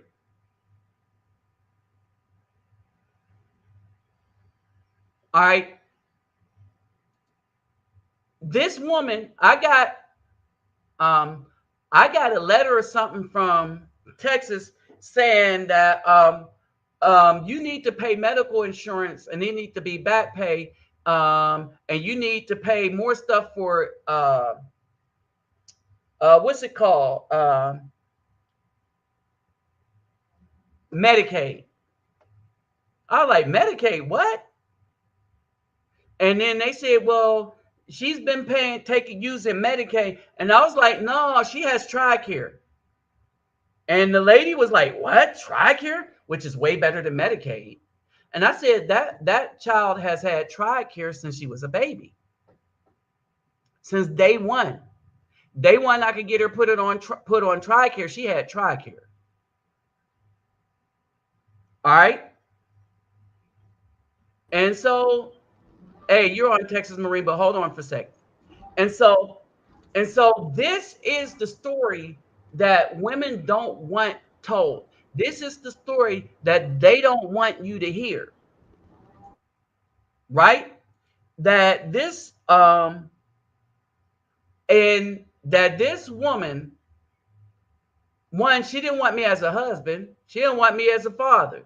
She wanted benefits. She wanted the cash. But then I believe she was just trying to set me up anyway. But I was fortunate in that I was handling business. Right? Now, you will have these simps that think that we're supposed to go out and die on the sword for that one. F that. F that. Right? I've done more for children and a bunch of children, and I would have done more for that child had I been allowed to, but not by that woman. She only wanted me visits. No, if I can't raise the child to believe what I believe, then no, you got that all by your damn self. Because that child isn't going to get no mixed messages. That child is not going to get confusion. When she gets old enough to know what happened, we'll tell the story. And her friends will be able to verify it. See, because this is the other thing. So she was bragging to her friends, like, yeah, he asked me to marry him, and I wasn't going to marry him because of his beliefs. And the friends, I saw them at the PX at the exchange, and one of my exes was now friends with her and her best friend, and I was like, oh, that's kind of odd. And my ex and her friends, because me and my ex, we just talked about stuff, right? We were cordial, right?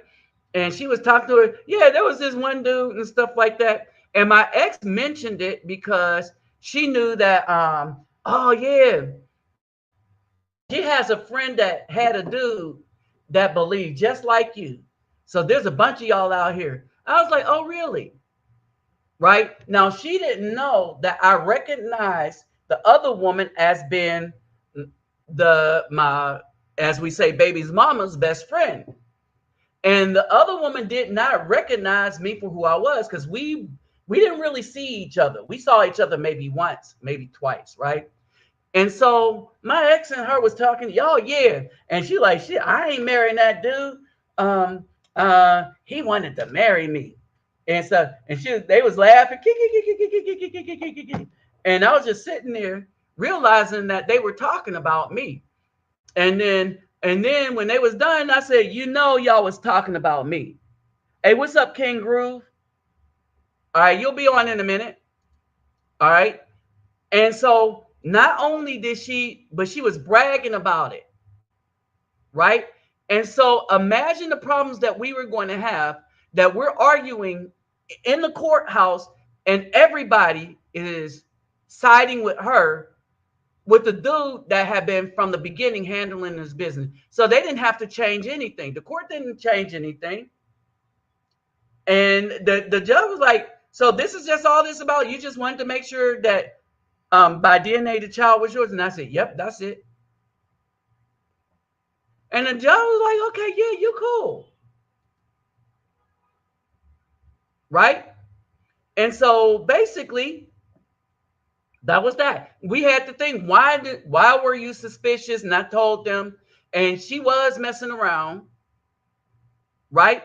But at the end of the day, everybody in court is against you, except maybe a judge if you got a good one.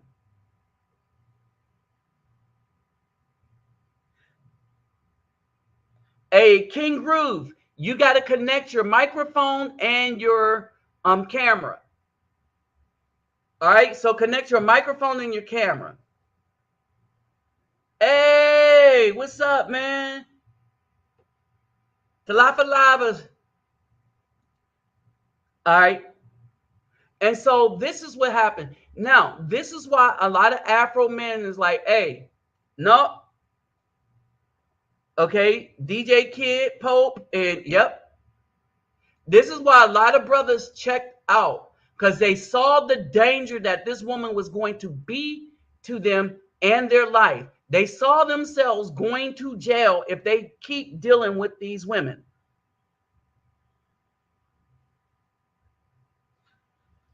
Yep, Ringo GW3, yep. Kid Organic, yep, all of these cats.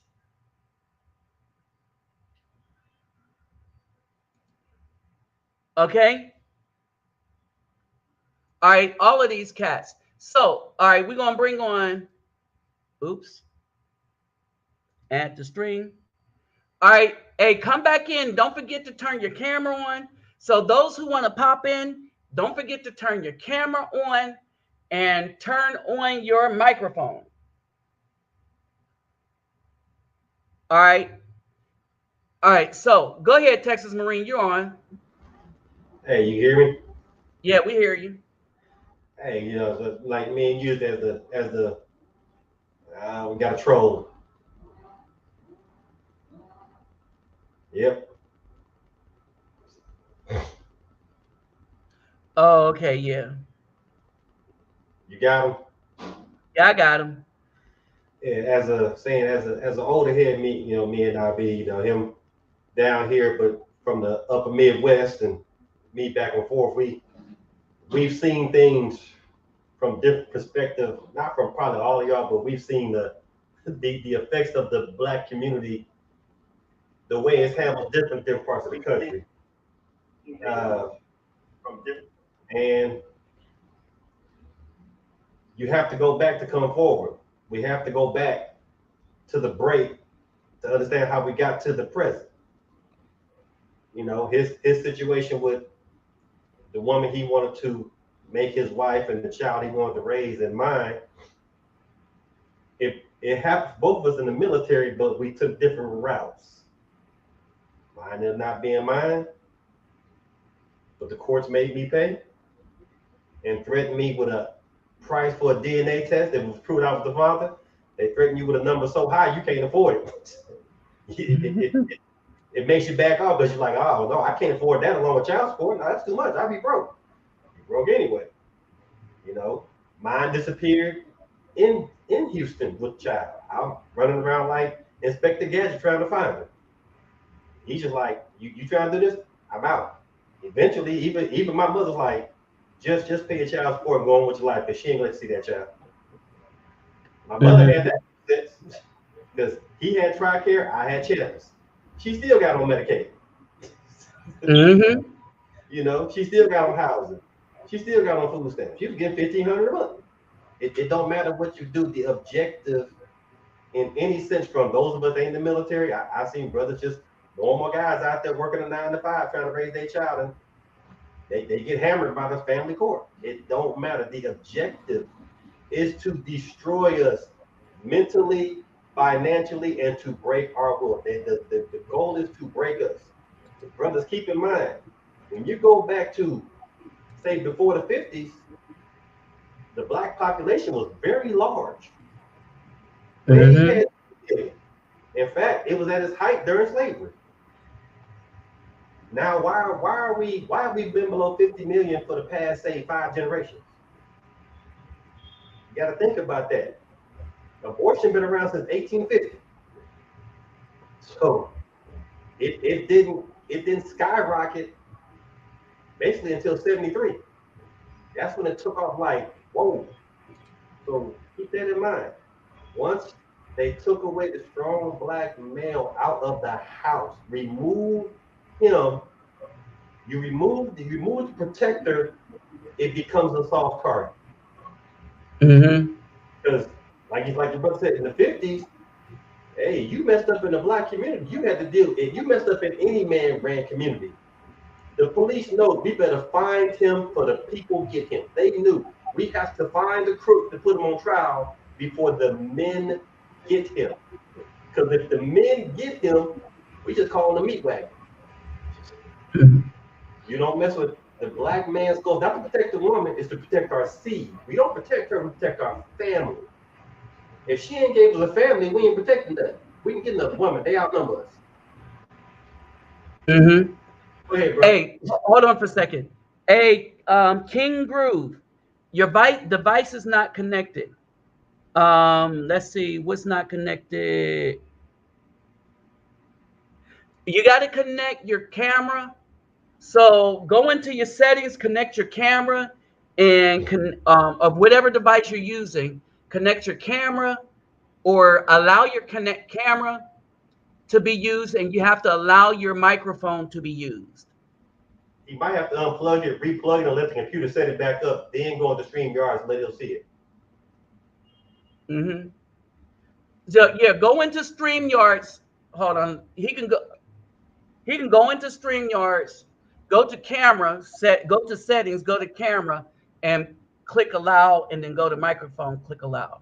And this goes for anybody else that want to come on. All right. All right. And so and this is one, right? This is one because basically we got to be aware of some things and stuff like that. Oh, and let me put this up here real quick. Let me see. All right. So one of the things we keep saying, and one of the things we try to promote, that mass incarceration is the reason. Mass incarceration is the reason for all the stuff we have going on, and it is not. Hold on. It is not. So this is where I got the. I'll put this. We'll put this link in the description box. So we did this, right? We said that the thing that destroyed the Black community was feminism and integration. All right. Now, what for y'all to understand something, this is what Dr. Martin Luther King was fighting for. He wasn't fighting for integration. All right, that's the myth that we thought that we always thought. He wasn't fighting for integration. He was fighting for funding, right? So the problem with the schools is the white schools were getting all the tax funding, the funding from the government, and the so-called Afro schools weren't getting any funding from the government. And that's what, and they said when it was equal, that's why it wasn't equal. It wasn't equal because we wasn't getting the same amount of funding from the government. The government was funding all the white schools, the federal government, but they weren't funding the Afro schools, so we couldn't buy books, this, that, and the other. So that's what started the civil rights movement, right? Now, when we were able to use the money that we were making to be creative, we invented much of, I would dare say, most of the stuff that is now ubiquitous within the United States and the world that was invented in the United States. It was invented by Afro men. All right. Open heart surgery, the AABB, the blood transfusion, that whole system, right? We're talking about medical procedures. We're talking about the Eli Whitney, the cotton gin, a lot of things. Whiskey, nearest green. All right. It's just that white people took the credit for stuff that we were inventing. Because when nearest green invented Jack Daniels was like, well, we'll have you in the picture, but we taking this recipe for ourselves. Come on now. All right. When integration happened, what happened is that white people destroyed all of our businesses and we made their businesses strong. So instead of spending money in our own community where it stayed there, the dollars that used to stay in our community for up to 6 years, they said, it went down to 6 minutes, right? Either 6 months or 6 years, the dollars stayed in the community. All right. And so now it don't, because it goes into the hands of the BAW, and the BAW take it to the Koreans, the Indians, to the white man. And even if we did, anywhere but us. Anywhere but us. If we were to make a business in the so-called Afro community, they would come to destroy it. Like the dude that made the restaurant in Dallas, and black women went and start twerking on top of his tables. All right. So if some of y'all are reading this already, right? Before, as in the 60s began, 20% of all black births were to single mothers. By 65, illegitimacy and the parlance of time had reached 24% and become the subject of Daniel Patrick Moynihan's prophetic but ill-fated report, The Negro Family Case for National Action. So let's look at this.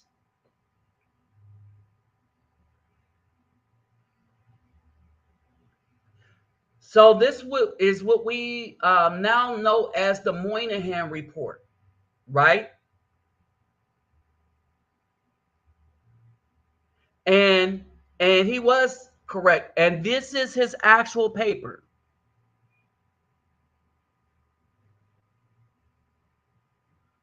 This is the actual report.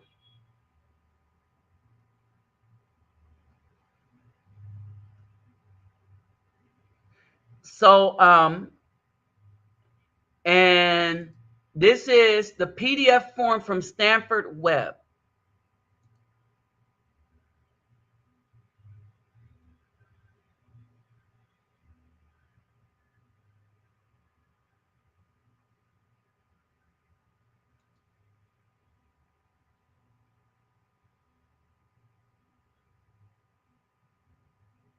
Okay.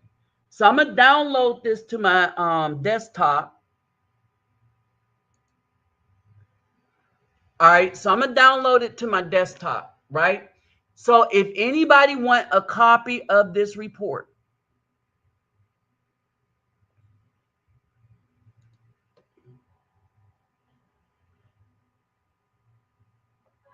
if anybody want a copy of this report, right?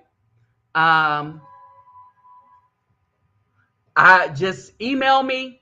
My email me is in the description box right below my Cash App and my PayPal me. And remember, when I'm passing out information like this, this research and reports, if you look in the description box, you will see a bunch of links, and that's to all the research that I know about what's going on in the Afro community. All right, and it leads to one cause, and that's the single mom BAW. All right, period. Right? It all points there. It don't point to the Afro men. When they're choosing only the people coming out of prison and jail to do this stuff, it is what it is. All right.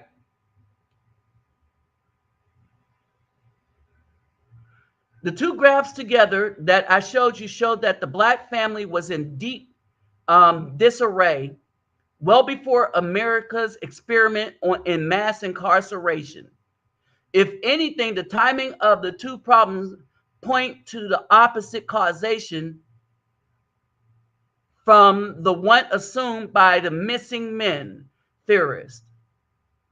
All right. So what happens is when he came up with the graph, everybody theorized that the missing Afro men was because we were all going to jail. But because of the crime bill, because of the crack epidemic, it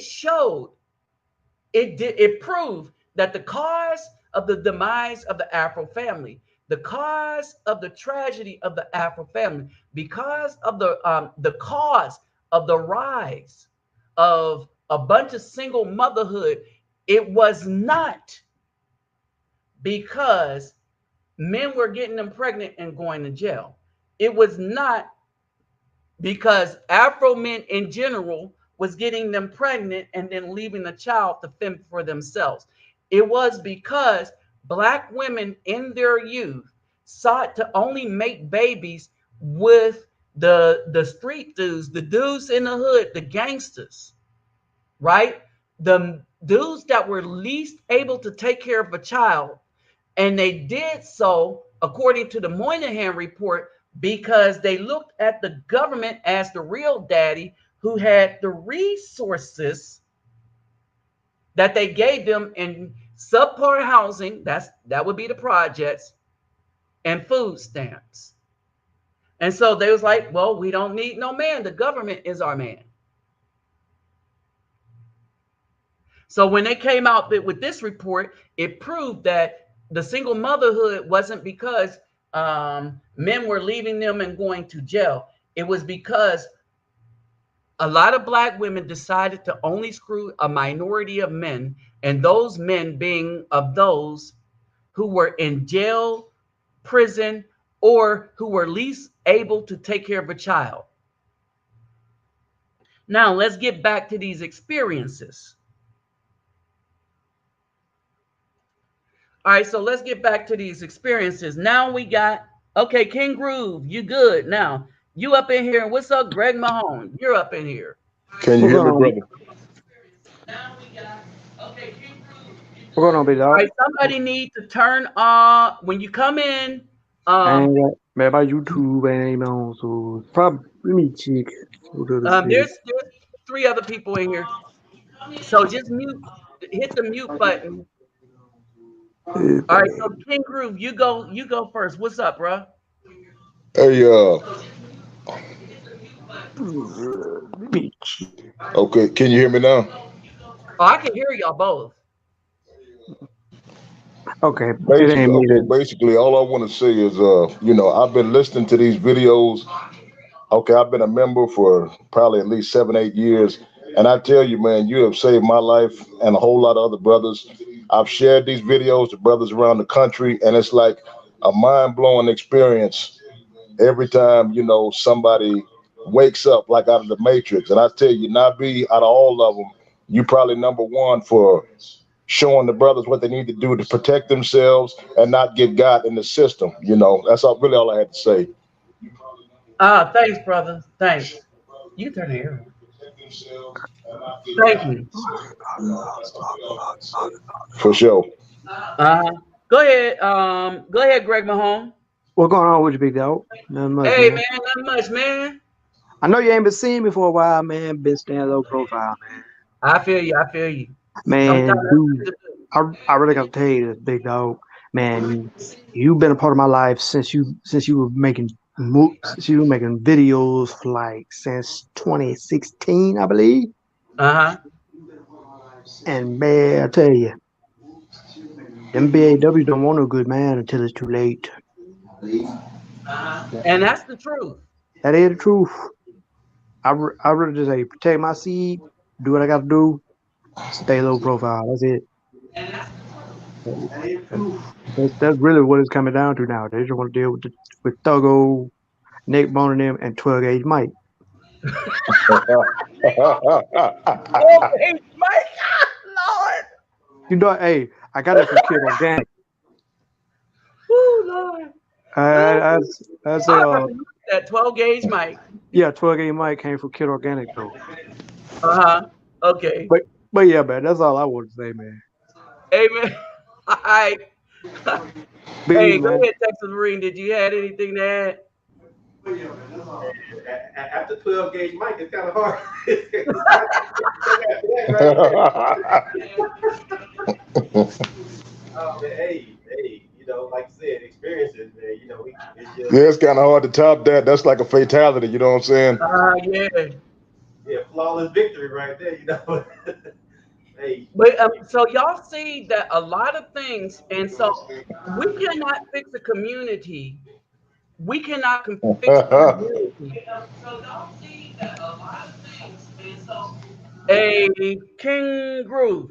Um, go to the left bottom and just mute.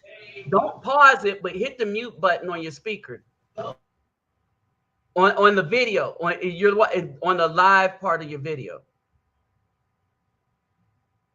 All right, yeah, there it is. All right, and so what I want y'all to see is the reason why they try to keep us away from data, and the difference that you have now is a lot of men have engaged themselves in a war, and it's not on the side that the black women wanted, because two things we're starting to see: that they were trying to destroy us, like the so-called Caucasian man system was trying to destroy us. Here's the other thing: we started to understand that we started to have allies in Caucasian men who had families, who were not left thinking, because they started to realize that the same apparatus that was after first, y'all know what I say, first us, then them.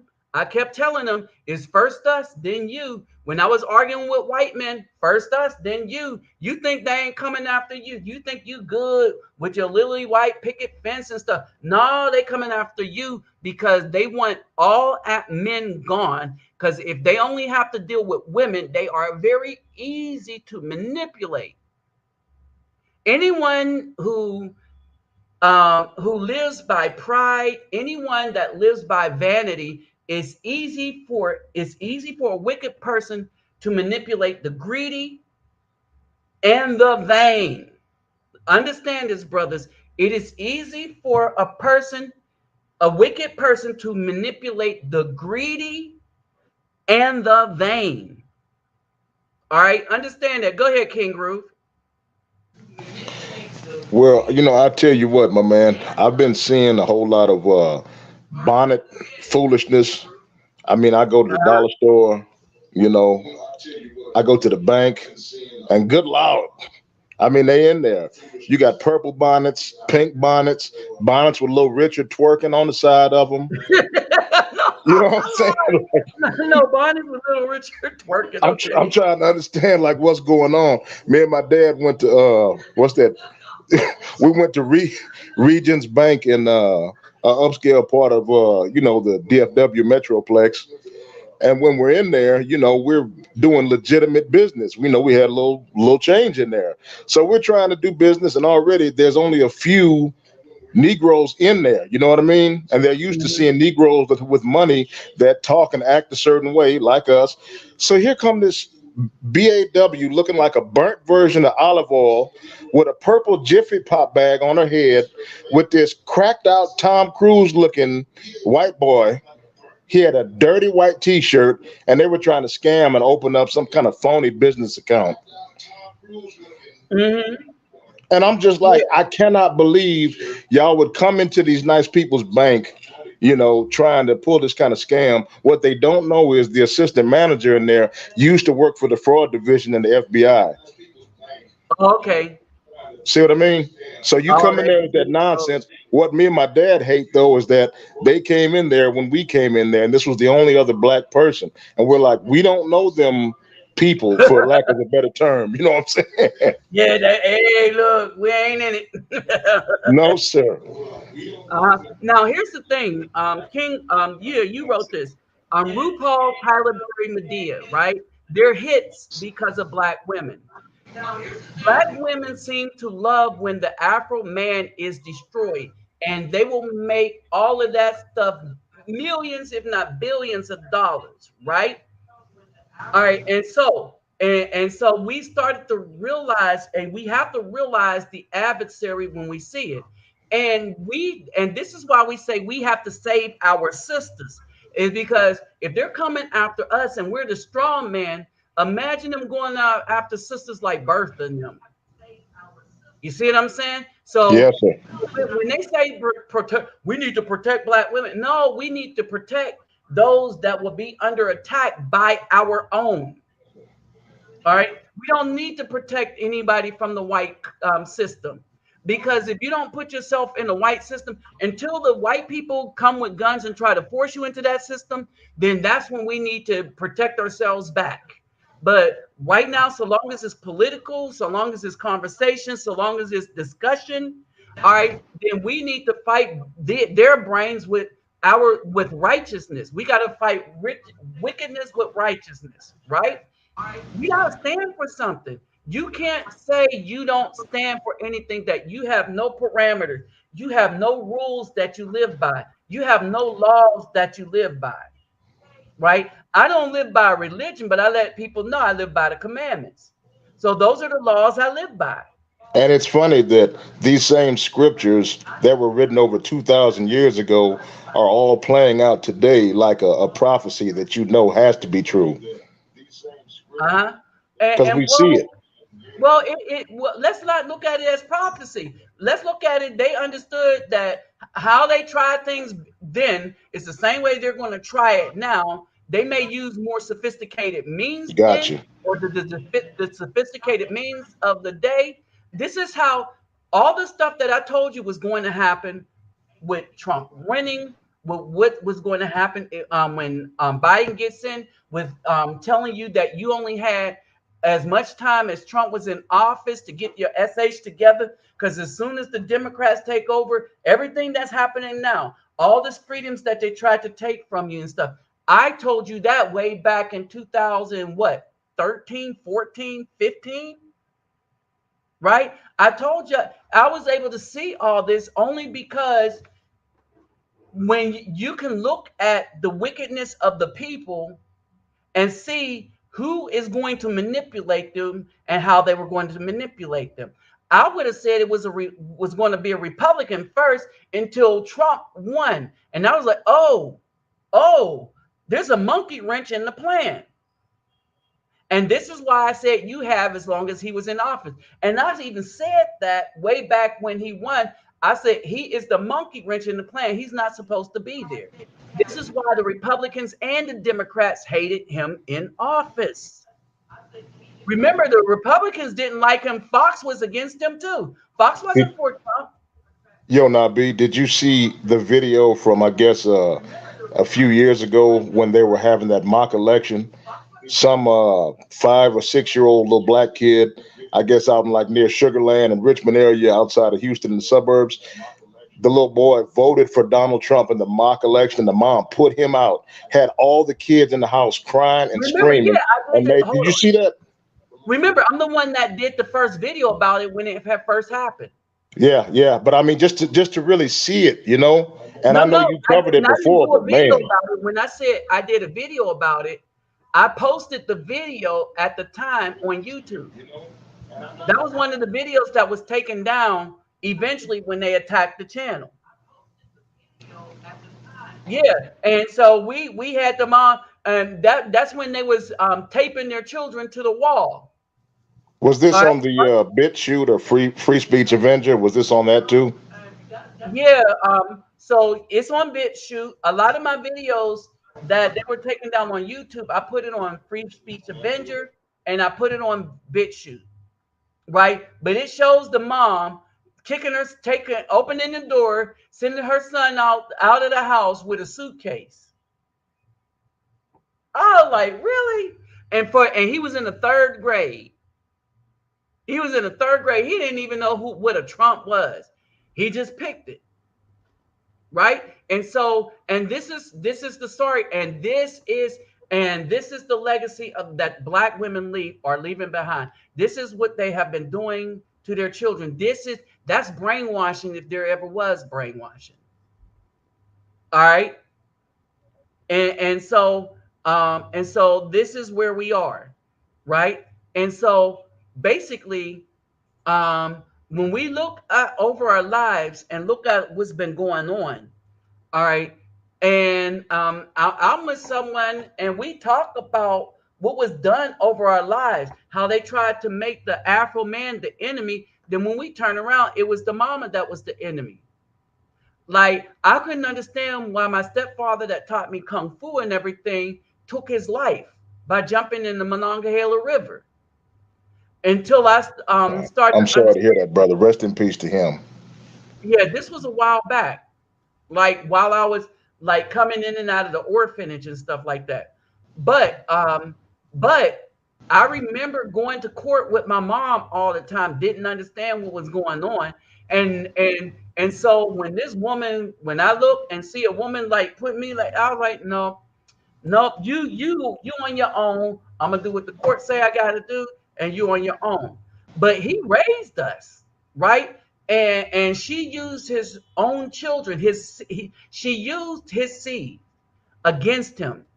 I ended up raising, those were the children I ended up raising, not mine, but my little nieces. I ended up raising them because my mom trained her daughters to be like that, and then they were nothing to their children, which ended up in the system, and I ended up taking at least three of the children out of the system, only to have one more getting the worse. And I've seen these women do evil. I mean, evil. And I'm looking at it in real time and have an understanding what was going on in history. Now I know exactly what was happening to my stepfather. He was being drugged and raped through the court system until the time that my mom, all she wanted was full control of his seed, and by hook and crook. And I would see him there and stuff like that. And then I remember I was stationed in Germany, and I just knew something was wrong. And I tried to go see. I took leave, and I tried to go visit him, and my mom wouldn't tell me where he stayed, and he died alone. My mom kept all of us from him by hook or crook to make sure he was isolated. And I was like, that was an evil witch. I was like, that was an evil witch. I was like, for a woman to do that to a man. And when I went back, I was like, that's okay. I'll figure things out because I only had like a week. I said, well, I have some time, and when I take leave again, I'll go to Uncle Ernie's house, and find out that way where he's at. Let him know he ain't alone. And then I got news of what happened. But I understood that, well, what I thought happened was it was because he was isolated. That's part of what happened. But as I started going through these court systems behind these women, I started to understand what was going on. Because unlike everybody else, right, I was with my mom because we all was in some orphanage or in the system or in some group home or in some shelter somewhere. But the one that I was in, I was old enough to have home visit. And, I'm Gen X back in the day where they let you catch the bus on your own 6, 7, 8, 9, 10. We weren't like these very Yeah. crybaby Gen Zers, that can't do nothing. You know what I mean? I was walking from uh, one side of where I was to the man, please, So I would hop on the bus, take the bus to my mama's house, walk to the crib, right? And then she like, we going to court. And I started to really understand that when I started to see this child support system, and then I started to understand and put together why he did what he did. Because it wasn't that she took his children from him, but then she decided she's going to isolate him from everybody that cared about him, by hook or by crook. Why? Because she was mad that and come to find out, the kung fu that y'all see me do, right? I got good enough at it to have my own school. But what I didn't know is I thought that he was teaching all of us kung fu, ninjutsu, as he say, karate. All right, we learned to hunt, fish. All right, he was teaching everybody that. It was just some of us didn't, and so and we were being taught not to appreciate it. But remember, I told y'all before. I asked for one thing. I said, God. I said this at the time. I said, teach me to always search for the truth. And so, because that was my prayer, right? The other thing I asked for is how to play the piano. And y'all know I got real good at that. For those of y'all that are old enough, on my channel, right? And so basically, so what's happening is I was able to discover what was really going on, why things were really happening. You see what I mean? And the things that they tried to keep secret, the wickedness that they were doing, that Black women try to keep secret, that they do to Afro men. What's up, young boy 24? Okay, these secrets, these things that they try to keep secret. All right, this is why this channel is not as popular amongst people. This is why a lot of people don't come to listen to what's happening on this channel, right? Because I am in an open fight with their God. I want y'all to understand this, and this is how I understand this. All right, this is how y'all better understand this as you are being attacked and as you fight back. The idea that you're fighting back against their God. This is what the simps worship the Black woman, which means that they're attacking you, they're shadow banning you, they're trying to keep people from seeing you because you are telling the truth about their God. All right, this is a spiritual war. This is a spiritual war. right? And so and that's basically it. It's a spiritual war. That's why somebody wrote that we're not to conform to this world, but be transformed and renew our minds. To renew your minds requires you to study or pay attention to the stuff that you're learning. That's the only way to renew your mind. Put the to get credible evidence of what's really going on, to really look at things, analyze it, especially as men. And then you teach it and you live by that guidance.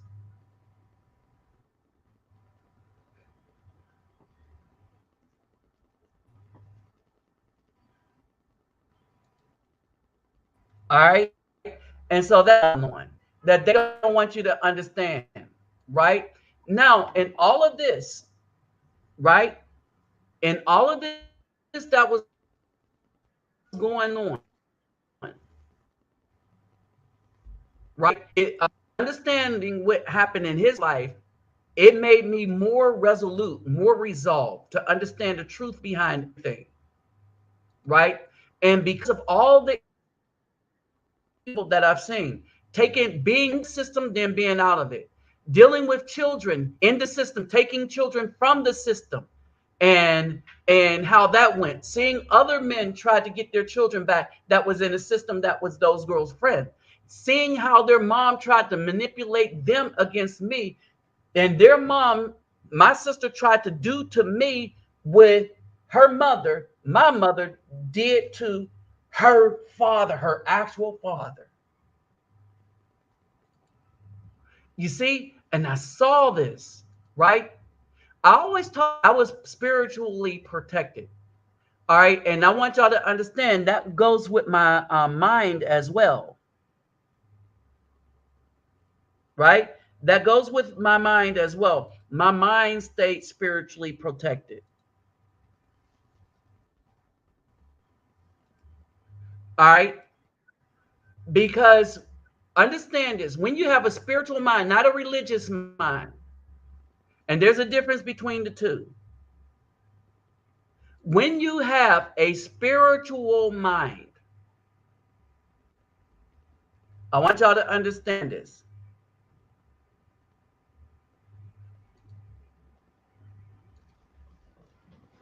When you have a spiritual mind, it protects you against evil people.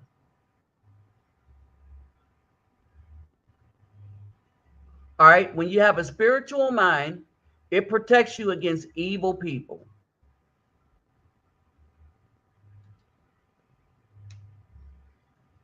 Hold on. Commercial spam port.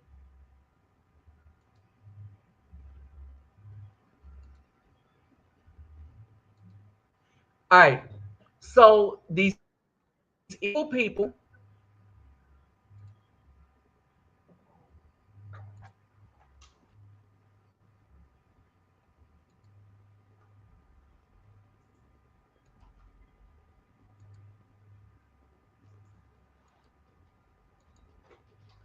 all right.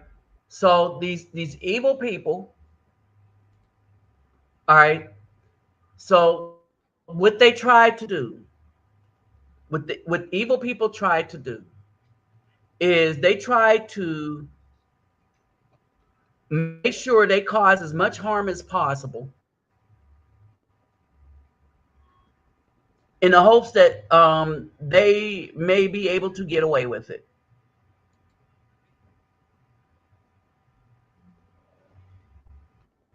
All right. And this is what they do. Okay, thanks, David. All right. This is what they do. Now, if we're strong as men, all right, and we're having this fight, think about the young Afro girls growing up wanting to be good women. And no one is training them to be a wife. No one is training them to be a woman. They're training them to be men, and they know they can't be men.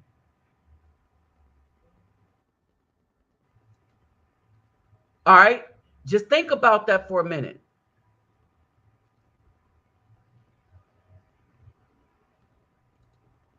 All right?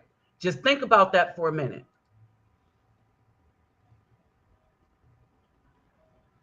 All right? I get into discussion with women, and a lot of women just like, how can we compete with white women and Hispanic women, especially them Hispanic women, when we don't know how to be women and they're taught to be wives? We go out and get a degree and all of this stuff and all this stuff. And the man that's a plumber that got a good job, he's okay with for the Hispanic woman, so he grabs them up and stuff. Come to find out, he's making $1 worker and he's making twice as much as the black woman in the field that she's in, where her degree ain't helping her much. All right, they are really starting to see how much that degree don't pay off the good ones, and the one be evil. They're trying to cover up the fact that their degree ain't paying off. All right, and so, oh yes, and let's not forget about the forging of names on birth certificate, like that dude that they tried, and the courts knew he wasn't the father. The courts knew that they lied and said they served him. They couldn't have, because he was in jail at the time, where they said he served them, and they served that they knew he didn't live in. But it didn't matter. They was trying to just set that some man up to pay child support for a child that was his, because this whole system is about a lie. And the black woman knew it wasn't his, but she didn't care. She was going to get $20-something thousand from somebody.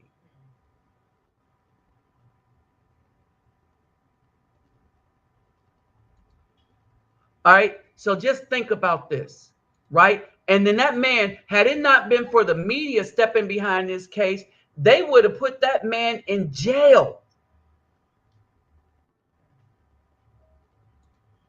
They destroyed this man's life. The courts did. Right? All right, and so that's us. Huh? There was another guy. That's the same one. There's another guy happened to. He wasn't in Detroit. Another guy happened to. She put his name on the birth certificate. She put his name on the paperwork for child support. And they said, well, they took a sample. He said, I don't know who they took it from, because they ain't come to me. He said, I was in the county for a whole year. They never came to me. And the paperwork said they took a sample, but they never said who they took it from. And he said, she got a family member that works in a lab like that, so that's probably forged too. Come to find out, child wasn't his. It had just happened to be a black woman judge that was married with 4 kids. Said that she didn't like that stuff. She said, we're gonna do another test right now. Came back, it wasn't him. They're about to put him in jail again for non-child support. Yeah, and so, hold on, let's see, harassment. Let's put here.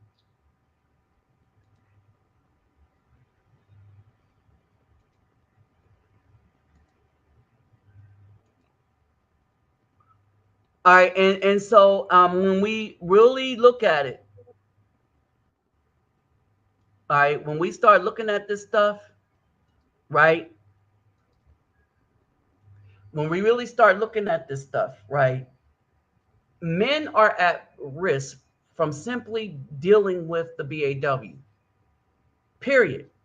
And it's hard for women to understand unless we have these public conversations about exactly what they're doing. All right. And this is it. Let me read this. Exactly. We don't start to realize what our fathers go through until we get older and start dealing with the women. And girls, it's the same way. They don't know what they're going through, what the father's going through, until they get older. Go ahead, King Groove, you on. King Groove, you're on. Okay. What were you saying? What were you about to say, King Groove? You got the floor. I guess basically, when I'm reading in what is that? Wait, let me take this out of here. Okay. Wait a minute. Let me take this YouTube thing out. Okay. Can you hear me now? I can hear you. We could hear you. We can always hear Okay. you. All right. Well, I guess my issue, reading the Bible, and I read it a lot, especially when me and my ex separated back in '07. Child support came down, my finances went, and when all that stuff started going on, I really got deep into the scriptures. And that was about 3 years after that whole Beyonce to the left song came out, and all these dingbat broads were getting rid of good Afro men. It seemed like overnight they just Uh-huh. decided 5 year, 10 year, 8 year relationship. Some of them been with us since high school, and they figured, well, you know what? I can upgrade to Tyrone or Boogie or Ray Ray or Lulu or Booty or whoever. And I'm seeing that, Uh-huh. and I'm like, okay, well, you went out there and did that. That didn't work. He was broke.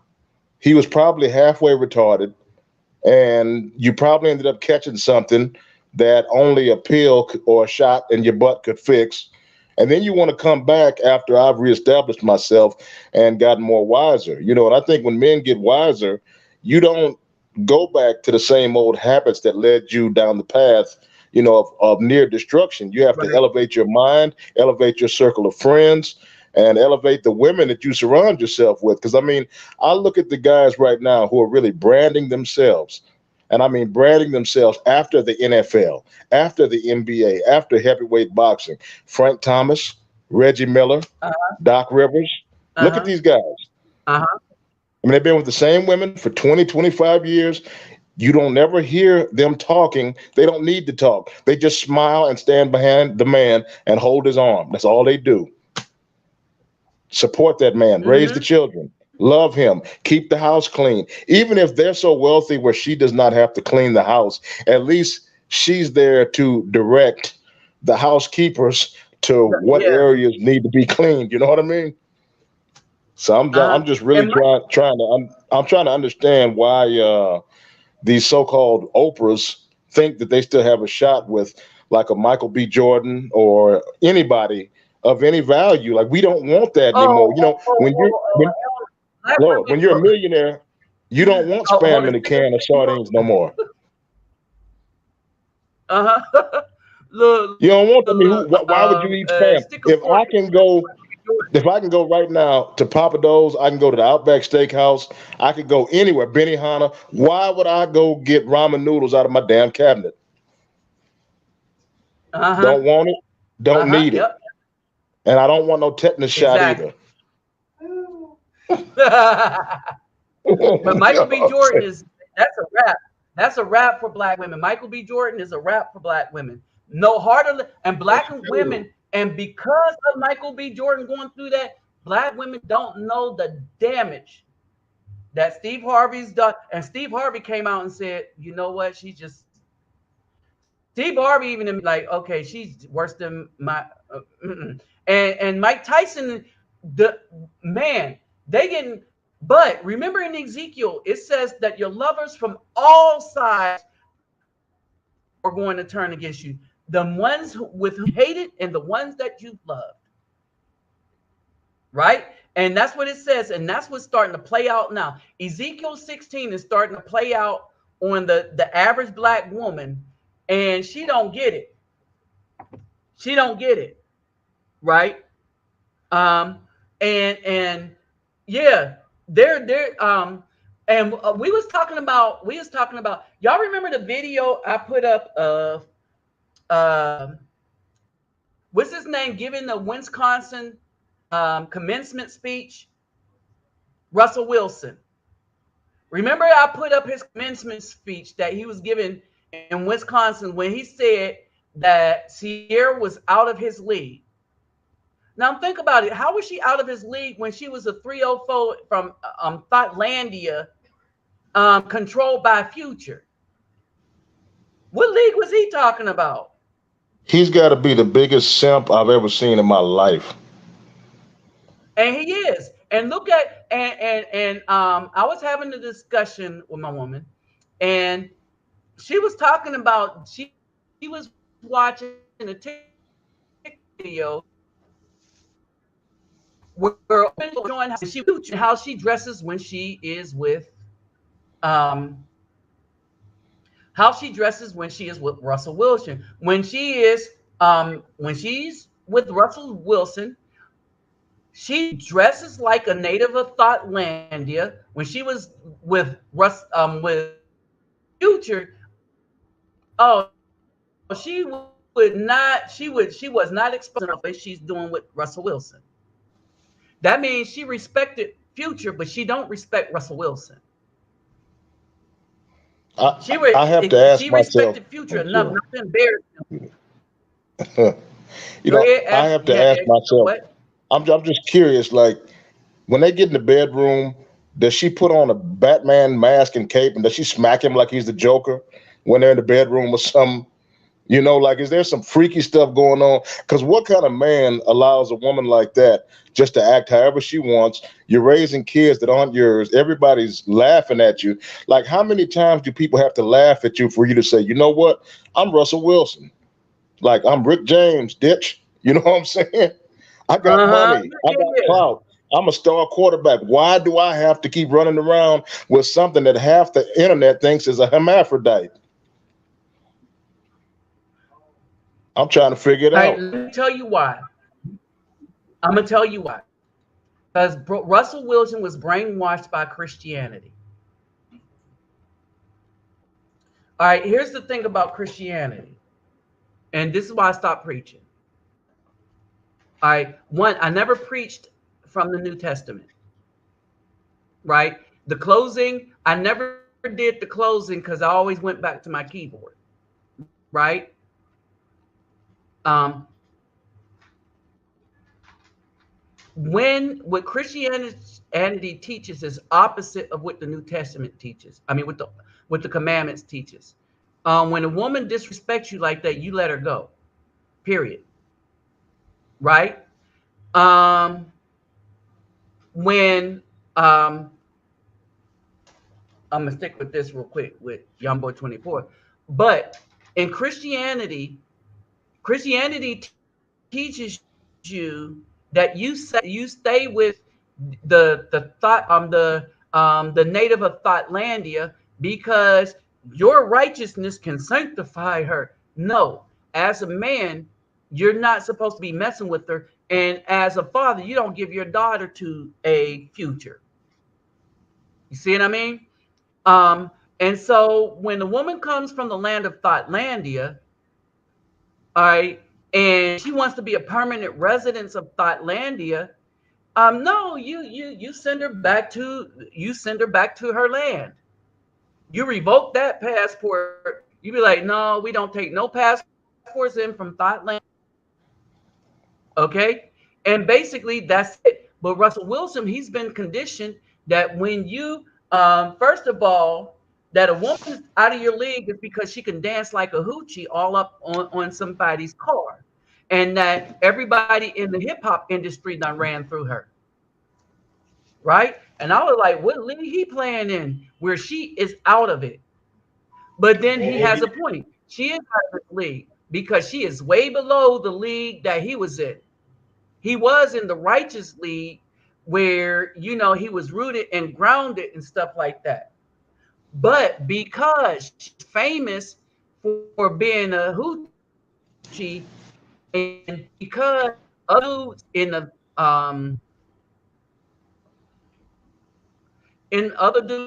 fizzle for shizzle little era liked her, that he thought, well, oh wow, I must have something here because all the thugs like her. But he didn't understand that all the thugs like them. Why do the thugs have their money? It isn't because of skill. I could rap. Y'all know I could rap, right? So it isn't because of skill. It's because they sold their souls out to an industry, and the industry promoted them because they're willing to sell them their souls out. How did Russell Wilson get famous? went on a football field probably at a really young age and practiced throwing the football till he got real good at it, then practiced some more in high school to get good enough to practice in college, then practice some more in college again, over and over again, until it was good enough to put him in the NFL. One got placed on there not because of their hip hop talent, and because everybody could rap, right? Not as many people can throw a football as those that can rap in the so-called black community. You see what I'm saying? With pinpoint accuracy under pressure like Russell Wilson. So he got there because he worked at it. And other dudes got there because they worked at how well they were going to sell themselves out. He's an embarrassment. All right. Huh? He's an embarrassment to Randall Cunningham, Donovan McNabb, all the other brothers who, had to make it being a quarterback. Just an embarrassment. But he didn't go after Sierra after his father died. When he started talking like that and went after her, his father passed in 2010. He was still with the other woman before then. After his father died, and that male that kept him grounded was gone, just like Michael Jordan. That male that was grounded is gone. That's when Russell went sideways and became not just a member, but probably the president of the secret society of Super Sims. Society of Super Sims. Damn. Okay, yeah, no, that makes sense. I wanted to ask, I had a short scripture to read that could basically refute all that Jesus loves everybody, God's going to forgive everybody crap. And it's in the same Bible that these dumb bonnet wearing fools and these simps be bringing to church. So I wanted to just read something real quick out of Psalms. This is Psalms 50, Psalms 52. Hold on for a second. Cool. Psalms 52 and what? Just the whole scripture. It's pretty raw. All right. And I know who this is. Now it's talking about BAWs and the rest of our enemies. All right. All right. So hold on. Wait a minute. Let me go through these. Okay.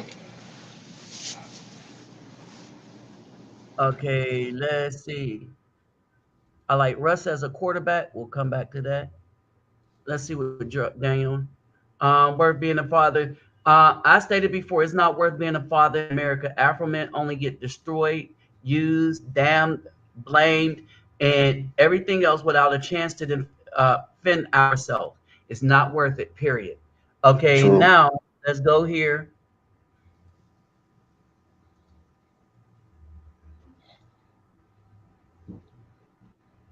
Okay, go ahead. Psalms 52. You ready? Yeah, go ahead. Okay.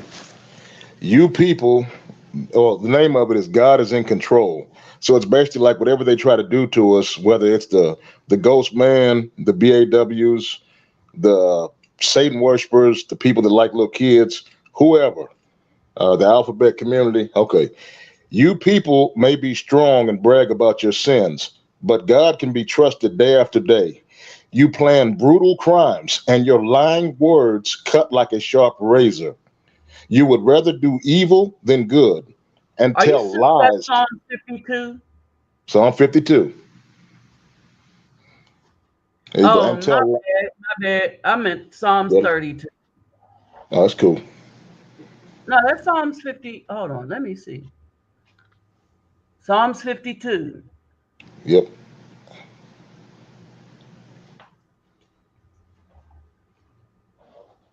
There you go. All right, keep going. Okay, yeah, it says, you plan brutal crimes and your lying words cut like a sharp razor. You would rather do evil than good and tell lies than speak the truth. You love to say cruel things about Afro men, and your words are a trap. God will destroy you forever. He will grab you and drag you from your homes. You will be uprooted and left to die. When good people see this fearsome sight, they will say, just look at them now, and they will laugh. Instead of trusting God, they trusted their wealth and cruelty. Let me read that one more time. It says, when good people see this fearsome sight, they will laugh and say, just look at them now. Instead of trusting God, they trusted their wealth and their cruelty. But I am like an olive tree growing in God's house, and I can count on his love forever and ever. I will always thank God for what he has done. I will praise his good name when his people meet. Amen. Okay, hold on. What was that, King James? CEV. I use the CEV, the NIV, the King James. I read like five. I got 5 different Bibles. Okay, hold on for a second.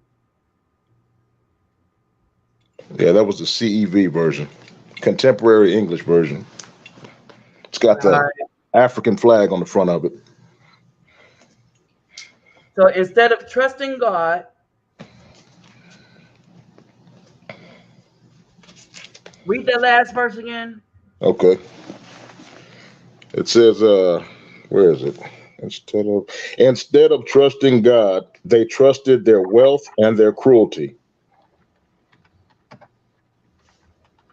That's verse 7, I believe.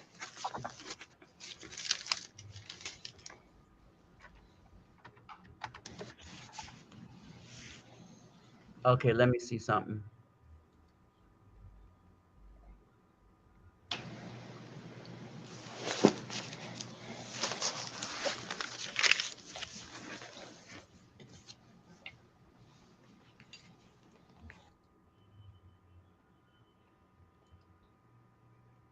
Yes, sir, Daniel Porter. And now those women are praised and promoted and put on TV as strong, independent women, not as Yeah. real foes.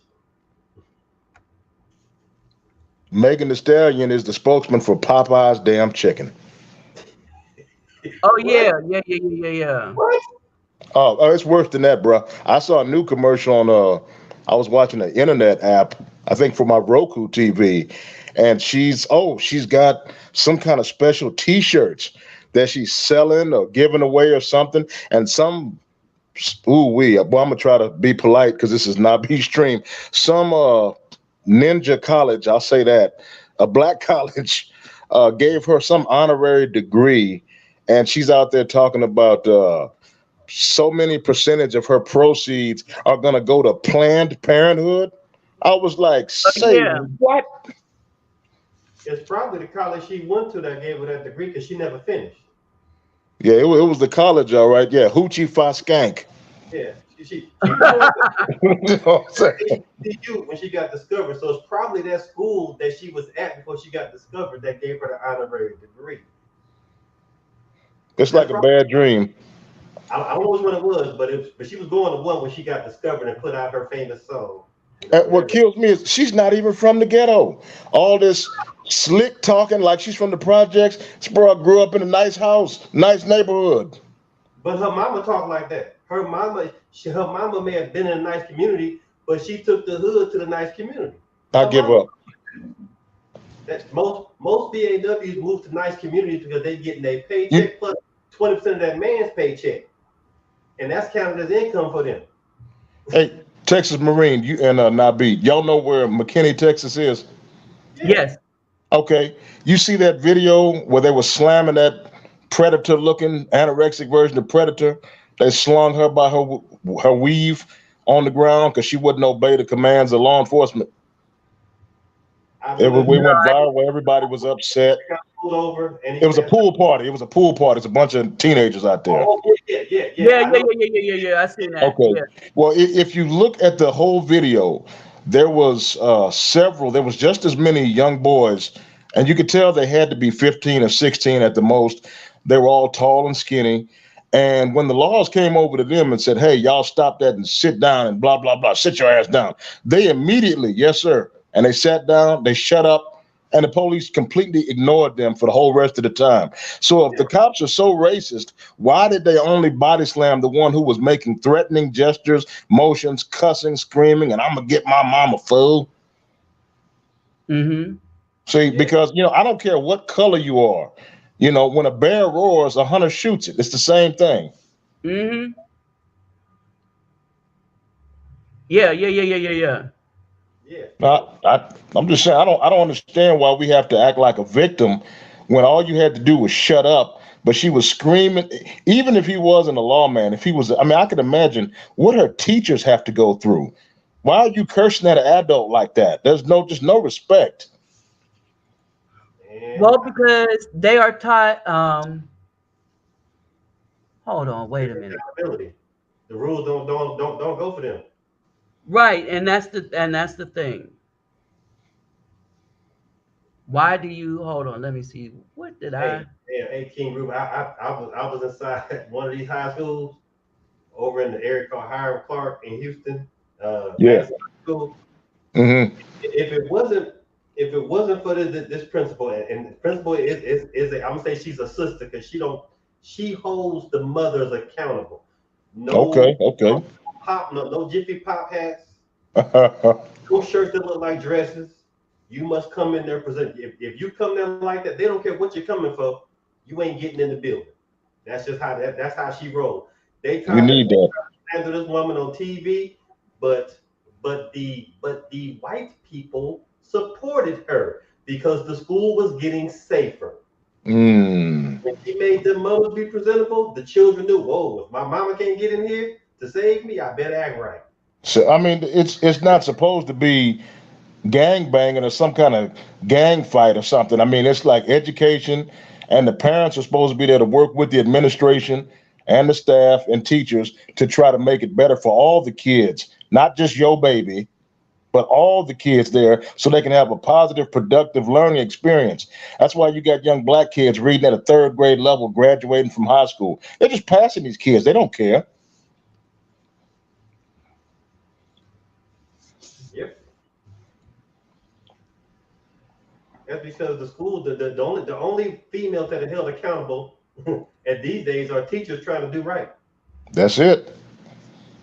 The Like female that, what was it, the superintendent or head of TSU, Texas Southern, that dummy got caught embezzling like, what was it, $1.7 million? Yeah, I was at PSU at the time. Hey, I had just left, bro. I had just left. I Hey, was at PSU I at was the there for the time. first scandal. I was there for the first one that was in 88, 89, 90. Oh I was man. one of them ones caught up in the student loan scandal. Yeah, yeah. That I was caught up in that. I was wondering how did I get $8,000 student loan? Only at a black school. And I know Prairie View's not that bad, but I ain't gonna lie, TSU has changed. When I was going there, it was definitely a cut above Prairie View as far as the not as much partying and as much wild, thuggery, skullduggery, and foolishness. Hmm. But probably I'll say about 4 or 5 years after I left, that whole big Houston Dallas beef where 50 dudes from Houston and 50 dudes from Dallas every weekend go knuckling up and beating each other like they're gangs on the south side of Chicago just because of geographically where you come from. And it's like, that is the craziest thing I had ever heard of. I had a older friend, mentor, some rappers from Kansas City, Missouri, had their nephew was going there to TSU. They asked me to basically sit on him and babysit him, let him come hang out with my ex at the time family and our homies in the neighborhood just to get him away from school for the weekend because there was beef and some of his roommates were from Dallas. They were caught up in the middle of it. And because he doesn't have that certain Houston swagger and talk, he's from the Midwest, they just assumed he was one of them Dallas guys. And I'm like, that. How can you just beat on your own brothers like that for no reason? I mean, I could see it if somebody did something, but don't just he with them dudes. No, he wasn't with them dudes. But here's the thing: them dudes don't own any property in these places that they say, "Hey, this is our hood." No, it ain't. The corporations own your hood. You don't own your hood. You don't Not own not no be it. hood. No, it How was you so bad. own You're your right. hood? You It don't was own so nothing. bad. These dudes, it was like one part of one dorm fighting with the other part. So the Houston part of the dorm was fighting with the Dallas part. I was like, this is crazy. Right. Hold on. Let's say, what do you think about Black Panther 2? Garbage ain't going to go see it. And we Fact. should all boycott this message because they're promoting the thing. Ryan Coogler is a traitor to the Afro people. and he's selling everybody out because all you got to do is pay one that has influence and get him to sell out the rest of the people, and the people will go along with it because of idolatry. And this is exactly why the Most High says he does not want us to make any graven images where we bow down to them. And people are bowing down to him because, oh, he made the Black Panther movie, and they're going to get rid of the positive male role model. The woman king. The woman king. Well, woman king, a black man. So they're calling the black woman a black man. Who in the world would be doing this? Who would write? It was written and directed by screenwritten, put up by 2 white women. Yeah, I bet y'all didn't know that the people that were behind the Woman King is 2 white women. Wow. Think about that. 2 white women is behind the Woman King. 2 white women. And notice how close the movies are coming out together. They're coming out the same year, not far apart. Black Panther 2 and the Woman King. They coming.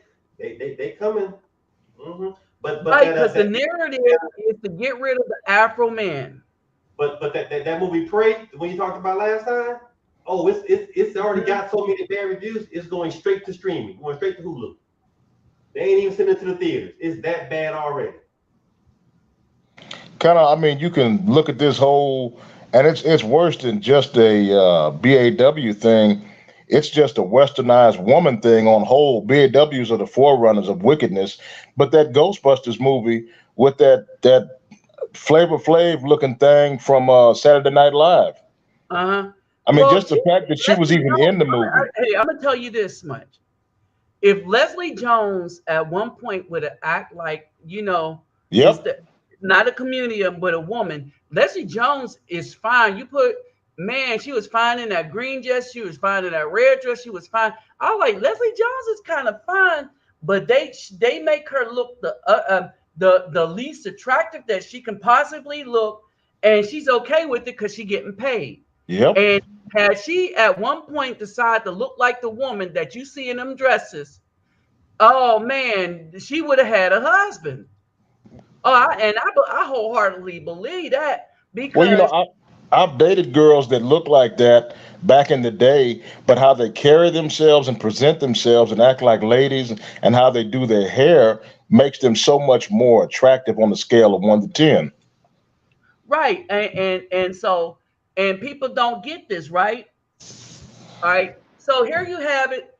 The Woman King, the screenplay and writer. Gina Prince Blythewood and Dana Stevens is written. You can't make this up. The Woman King is written by 2 white women. All right. The screenplay, this is her.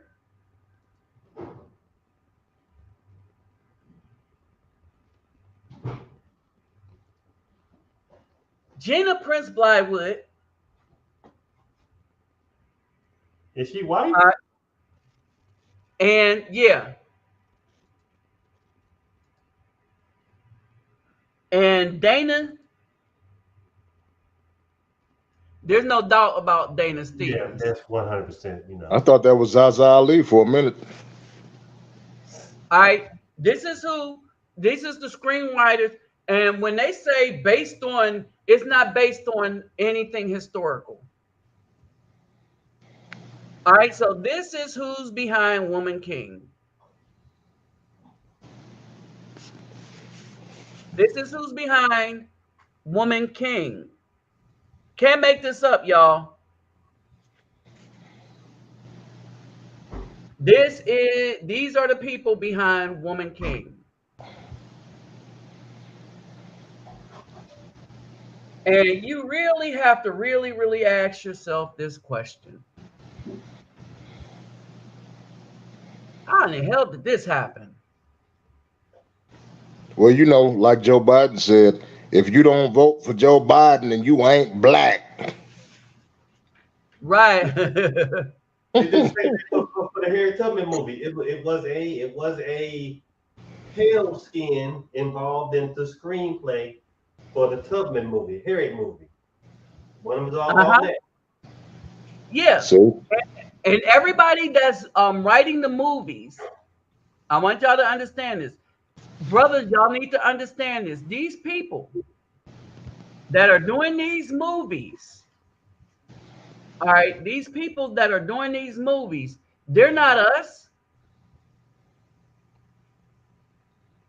All right, they are not us. The people that are doing these movies are of the Caucasian persuasion. You see what Tyler Perry just said, right? He's having a problem now. I bet he is. No, he can't get any big name actors to headline his movies. He said his credibility, you know what I was trying to say. He doesn't have it now with the big name players in Hollywood. They won't go in his movies now. That's the problem he's having. Well, you shouldn't have been making the movies you've been making all these years. Mm-hmm. He only had That- one movie, and that was a Daddy's Little Girls. Because most men trying to deal with their children in an ignorant BW could relate to that movie. Outside Yeah, of that, he was really pumping their heads up full of steam. It was like Italian guys after watching Rocky 1, 2, and 3. You know what I'm saying? He was Oh really yeah, pumping their yeah, heads up. I mean, yeah, he yeah, was a yeah, yeah. to an extent, but your movies was all pro woman, whether they was ignorant or good. But you know, especially the Why Did I Get Married ones, I couldn't stand them movies. No, and you know what? If you go back and really look at those movies and you look at the fact that he wrote and directed them, okay, That's now hard. there's no way, I hate to say this, but a normal Afro man could write something like that from a perspective of a normal Afro man, because my mind doesn't go there. Like the scene in I think, was it the Why Did I Get Married, when they went to up in the snow Yeah. and she met the sheriff or whatever, Mm-hmm. the big, who was that, Jill Scott with the grill, whatever. So Jill when Scott. they met the sheriff and she saw him, and then he played the Marvin Gaye song "I Want You," and she's looking all lustful and teary-eyed, like, "Oh, a man." And I'm looking like, no, wait a minute. What dude would be thinking about the sheriff like that, Tyler Perry? And he wrote that. He Right, didn't yeah. have no woman write that. And here's the thing. And so yeah, he has no credibility left, because when men start waking up, and this is what a lot of them don't understand. When brothers start waking up, right? And we start saying to ourselves, you know what? We have had enough of the BS, right? When we start waking up, right? Then it's over. It's over for everybody that's tried to sell us out. It's over. And Tyler Perry and all them that got jumped on this bandwagon of let's make money at the expense of the Afro man by going through the black woman, because the black woman will pay us to have us elevate her in worship over the Afro man. You see what I mean? Um, and so basically, what's happening is any form of credibility that this dude thought he might have is gone. It kind of got redundant after a while. It wasn't just one movie, two movies. It's like 20 movies of just trashing brothers that were either incompetent, dumb, lazy, or just sorry. Uh-huh. And so and that's where we is. That show all the Queens men. Same thing, The Nabi. decent ones are Of the course, ones he Tyler didn't. Perry's production. The decent ones are the ones he didn't write. You can take them down, because there's ones he didn't write, like The Family That Prays Together. He didn't write that one. Daddy's Little Girl. He didn't write that one. He made a movie out of a script that already existed. You know, I'm glad you said that, because I actually like A Family That Prays, seeing Sanaa Lathan get knocked over that counter at the end of the movie. That's You know my what I'm favorite saying? part. It gives me a little sense of peace and satisfaction. You know, it's almost like when Van Helsing puts the stake through Dracula's heart. Everybody's like, yes. You know what I'm saying? Leslie was fine. Age done caught up to her now, but Leslie was fine back in the day. Yeah, you go back to Saturday Night Live. She was a looker when she was slimmer. Uh-huh. Yeah, Leslie was fine. It's just that they always portrayed her. If you ever saw her when she wasn't in her act, she was fine. All right. Now she age done caught up to her now. Mm-hmm. All right. Character. Yeah. And like in her youth, but age done caught up to her. Those right. women, when they got married, they stayed married till death because that was a good woman. It was about the woman, not just her appearance. They made good mothers, good wives, good helpmeet, and they stayed married till death do us part. It's them dime pieces that think they can always move up. The dime ones are doing hypergamy. They doing it too, and also, I mean, cheating. Well, you look at what Jay-Z told Beyonce when they got legally married, that for each child she produced for him, he was going to give her either 5 or 10 million per child. How the heck can the average brother keep up with that? You know, these heads of these BAWs was on swole on after that. I mean, that's crazy. And not to mention her, no, I'm scared. I was going to blow the lid off of her. Okay, let me tell you. My ex saw her in Sharpstown Mall, and she was walking around looking all acting. You know how she used to. If y'all ever seen her in Houston back when she was still Destiny's Child, she wasn't all that, and she was a whole lot darker skinned too. But that's a whole nother story. So, you know, anyway. But hey, from Houston, we know. Yeah. Yeah. I'm on the west side, man. I know. We know so dirt. they Remember see on the radio the dirt that they did to the other two girls. Yes. One of them's from my neighborhood, exactly. So you know, I'm sitting here talking to my ex, and she told me what happened, and other people, you know, in the mall confirmed what happened. There was a guy walked up to her. He was like, "Hey, Beyonce, how you doing?" Like, "What's up, girl? Remember we used to have such and such as math class together?" And she did like she always used to do back in the Destiny's Child days, turn her nose up, and if she didn't think you were a baller or a D-boy or a NFL player or something, she would turn her nose up. So he was like, "Oh, okay, you gonna do me like that?" And he was like, Bish, I remember you when you was sucking roosters, you know what I'm talking about, in the boys' bathroom back in 11th grade, and called her a rooster sucker. Those ain't the words he used, and all she could do is open her mouth like, "Oh my gosh, how could you do that?" And he looked at her like, checkmate. You know? Oh, but Beyonce was dirty when she was younger. Yeah, man, that's I mean, it's that kind of stuff there. How do you go from that doing things in the bathroom, unsavory behavior, we'll just say, and now you're on top and you're supposed to be the moral authority? And this is my thing to all these women, especially the BAWs, who are multi-platinum selling artists. Men do not buy that garbage. Men don't buy the tickets. We don't buy the clothes, the earrings. We don't buy any of that. So why do you have to be naked and doing sexual acts when you're performing and during your videos? Because you're not doing it for the men. Who are you doing it for? The women trying to be men. That's what they tell. See, yep, and that's what they telling them to do. Exactly. Mm-hmm. And they're telling them women they're trying to be men, to be nothing for men, and definitely don't be respectful for Afro men. But these are the same women that think they're going to go out and be married to Brad.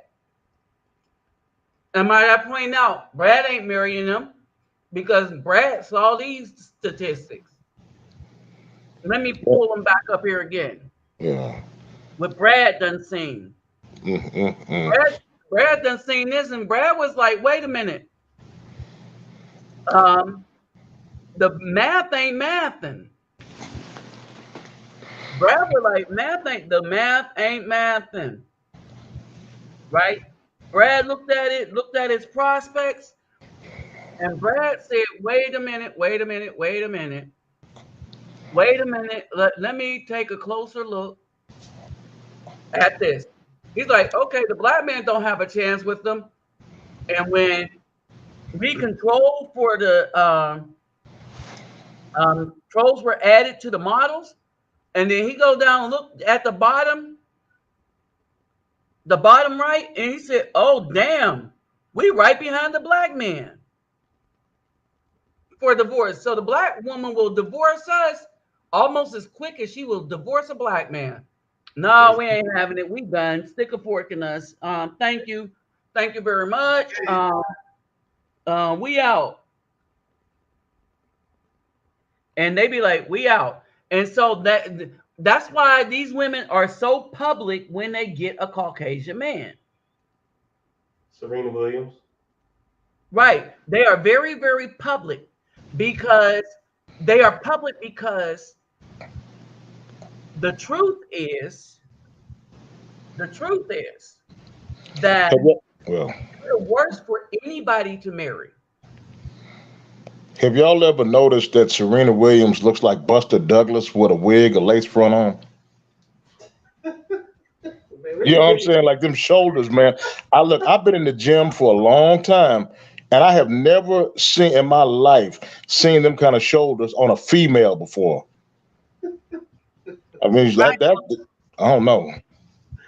I ain't gonna go on there, but I mean, them shoulders. Now you know what it takes to get shoulders like that, as far as working out and such. And I mean, them shoulders, man. I don't know. I'm talking about probably 200-pound dumbbells on the military press, like it's nothing. Where does that kind of strength come from? The world may never know. right. But I will say this. I wonder how long she is going to be married to her husband. Hey, Nabi, the room is he's gonna leaving. Because if he leaves, he gonna get half. Because she got like That's exactly what I was saying. If she leaves, he's going to get half. And the precedent is set. Halle Berry baby daddy got I was just finna say that. And he did child support. Getting that money. Yeah. So she gonna get hit. And they ain't telling that straight up. So the black woman's taking all the resources of the Afro man, but the Caucasian man is taking all the resources of the rich black woman.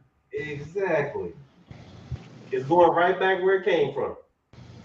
Yep. Yep. And so it is what it is, right? But when you look at how they tried to paint us, right? When you look at how they tried to paint the Afro male, and then you go and look at the actual truth, right? That we're looking like geniuses from avoiding the BAW in general. Now, well, this isn't 100%. So and when we say and let's just make it clear, when we say the worst choice for the Afro man to pick is the black woman, we're not saying that all the black women are going to be. If the failure rate was 100%, right? We're just saying that if you're going to use the laws of probability, right?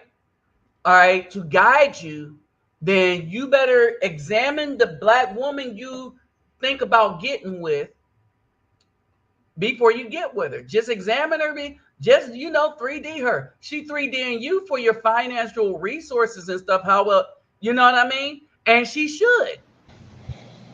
Because the main argument that we're making is that the problem with what was going on in the community is not the Afro man. It is that the so-called black woman was intentionally choosing to make babies with Pookies and Ray Rays that no more could take care of themselves than to take care of a baby. But the reason why they did it, the number one reason, is because they knew that or thought that the government was going to be there forever and that they could fall back and make it with the government. But now you can still get subpar housing and food stamps, but now black women are talking about they want to level up. They want to look and they want to be on boats and ships and stuff like that. They want to be on yachts, and you can't be on yachts on welfare.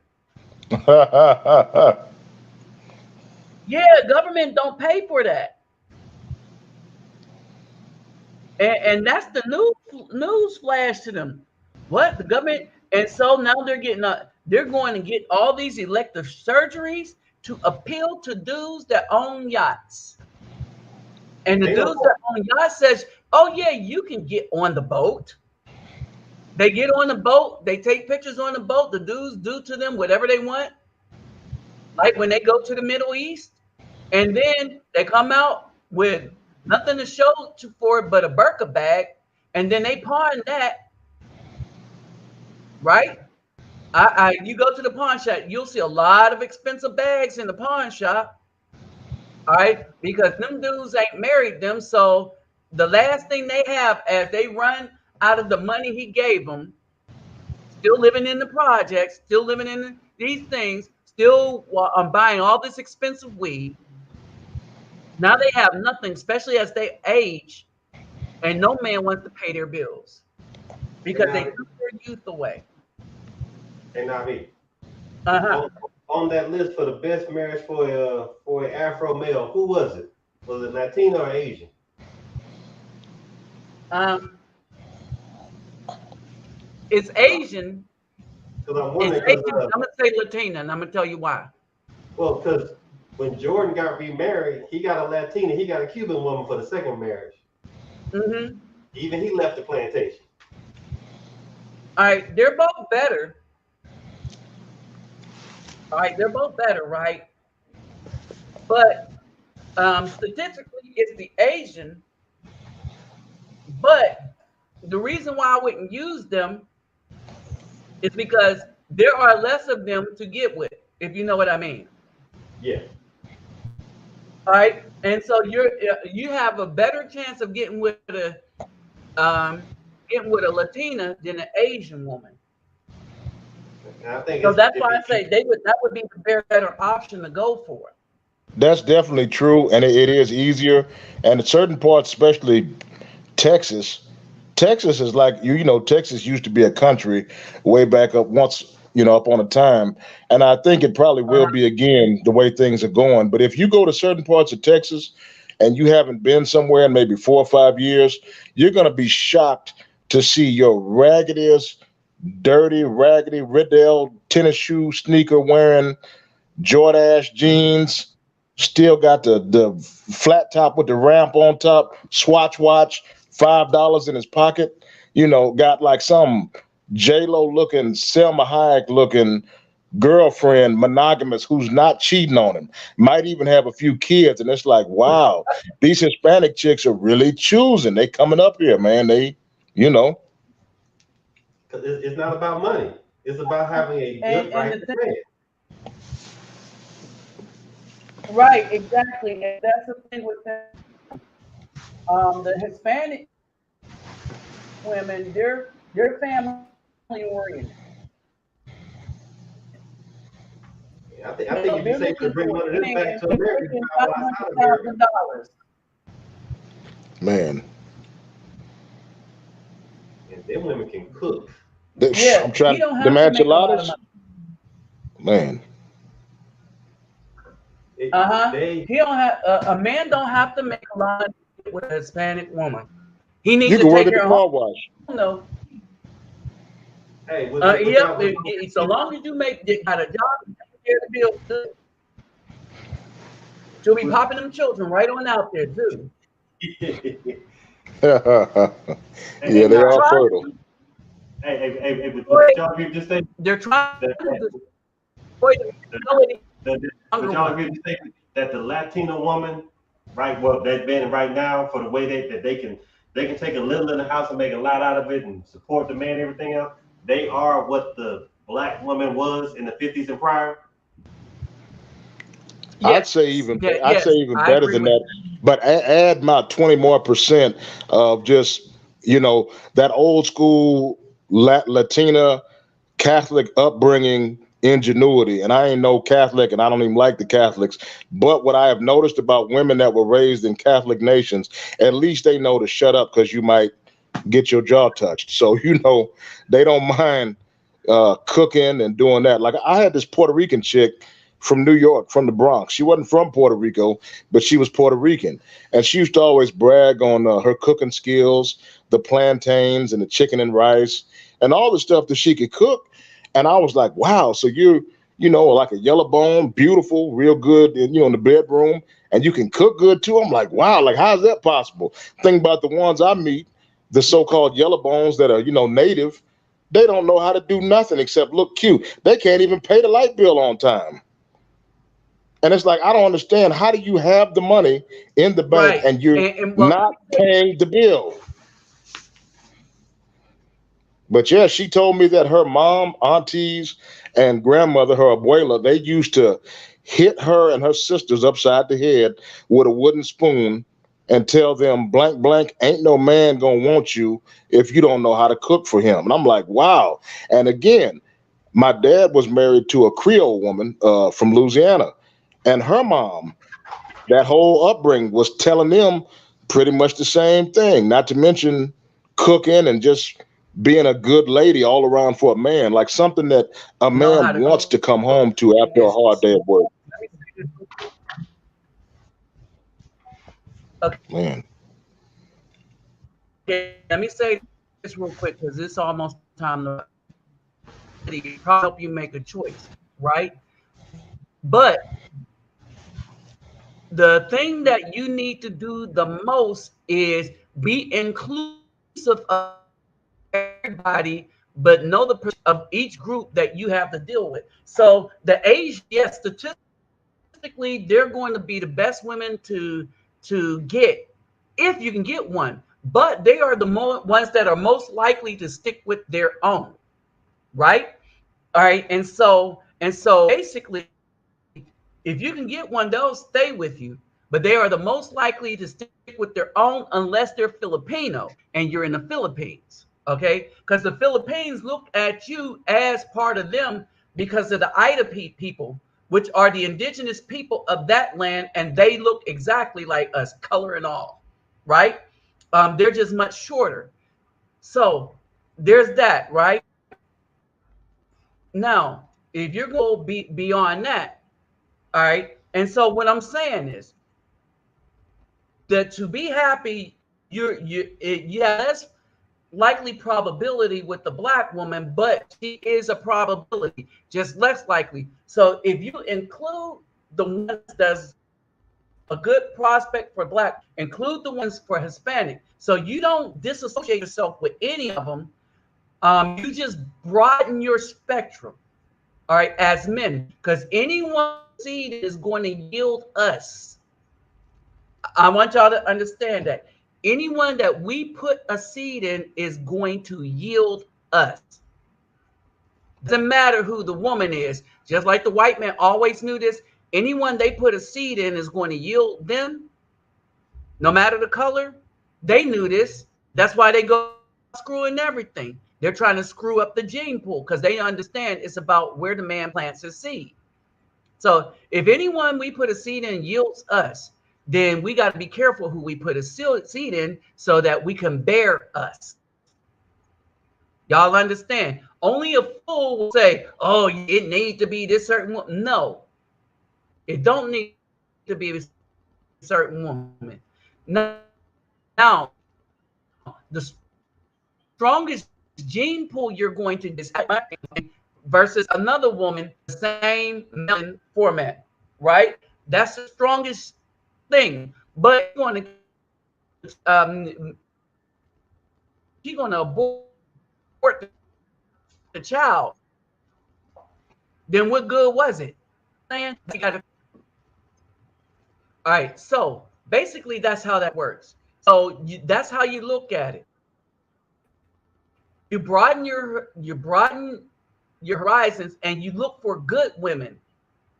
All right. You look for good women, and be careful of what you think beautiful is because you have to ask yourself: is what I think beauty is conditioned by what Hollywood commercials taught me, what the hip hop artists taught me that she had to have quality, and to the point where these women are going now and getting these BBLs, or is beauty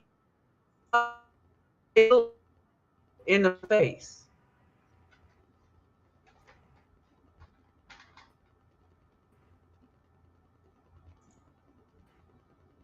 Is that what beauty is? Right? You got to ask. You must ask yourself, the complete woman, or is beauty with the hip artist?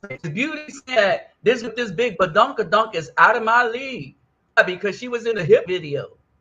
You mean that same hip hop video trashes men?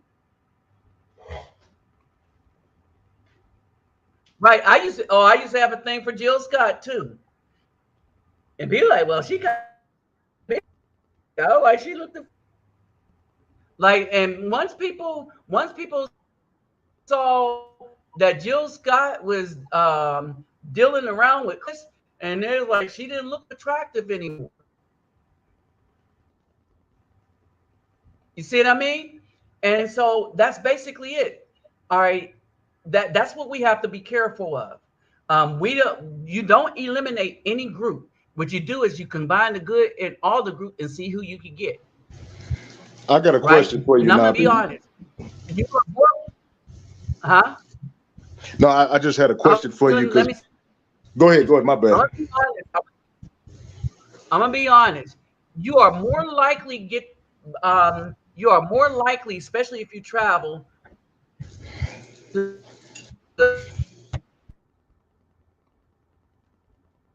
You're going in and out, bro. Okay. Find a relationship with a. Huh? No, not you. Nabi, you was going in and out. Because of the number of beautiful women that know how to take care of men and that cater amount.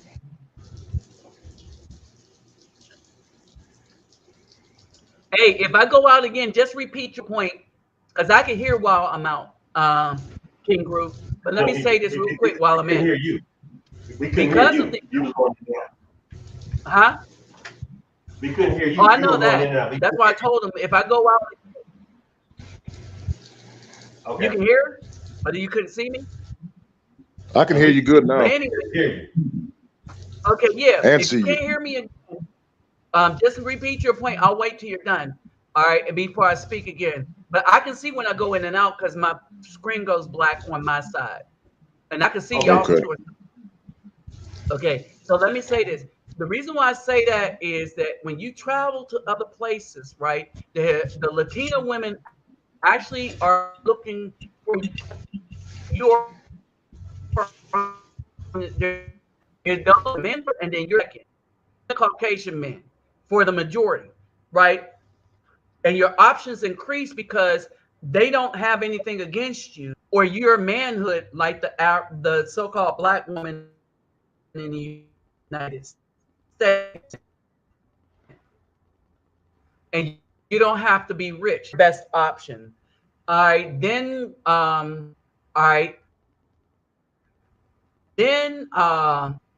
then everybody else kind of on the same footing in the United States. And so if your options is open, your eyes got to be, if you still like black women, your eyes got to be open to a good one is.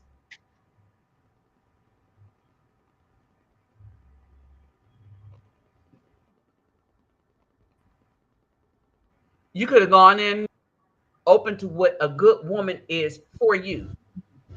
And you need to define that for yourself, not use anybody else's definition of what a good woman is. It has to be what is a good woman for you. Now go ahead, King Groove.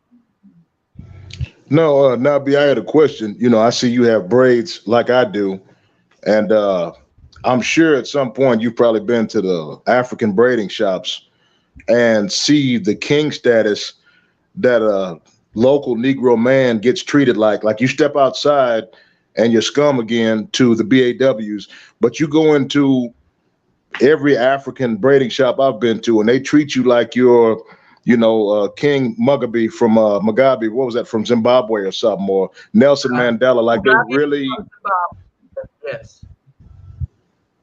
It's crazy to me, like, and even just watching the interaction between, especially on a busy day when you have an equal number of African hairstylists versus North American BAWs, and you hear them and their voices are deeper. They sound more masculine. It's more aggressive the way they talk. And the African women sound so much more feminine and ladylike. It really blew my mind when I really started letting them, braid my hair. And I guess over the years, listening to you and seeing this stuff and seeing you travel, that, these women are not the same everywhere. They are different. So I was just wondering, had you really noticed the difference, and had you ever really experienced an African woman like trying to hit on you or trying to get your affections? So a while back when I was raising the girls, I did have an African. Right when I was retiring out of the military, I had an African girlfriend, which is why I was speaking French. Okay, I had an African girlfriend, and her friend was my friend, and her friend's husband. We were all cool, right? And then I had it in the Dallas area when I had my kung fu school up there. So I had an African girlfriend there,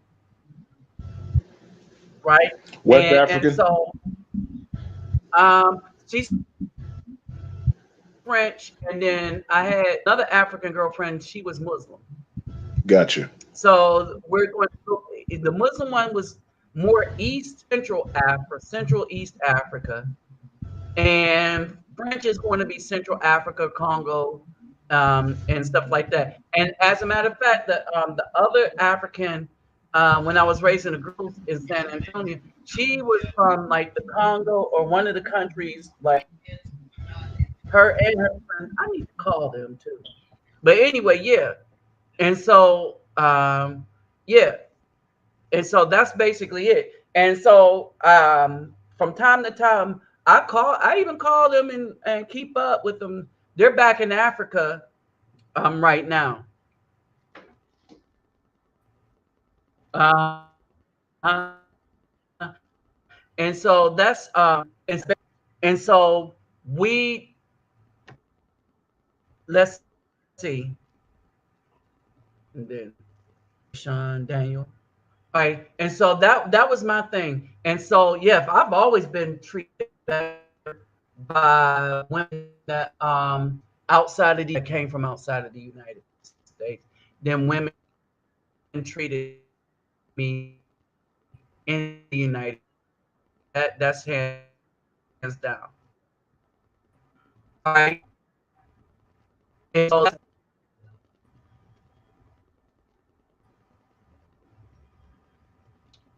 all right, so that's basically it. So with that said, y'all, let's with you, yes.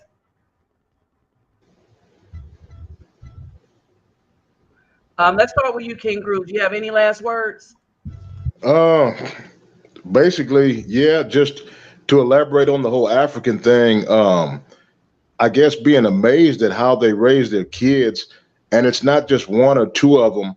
They all have their small, and especially, let me say this, let me clarify, boy children doing educational software and games when they have them for when they're babysitting them or when they're out of school, after school. Like, I mean, these guys are so smart. They got, like, this one chick, she's got a 7-year old and an 8-year old, and they can both speak English, French, and Igbo. And I'm like, wow, they're real good in math. I mean, they're well behaved.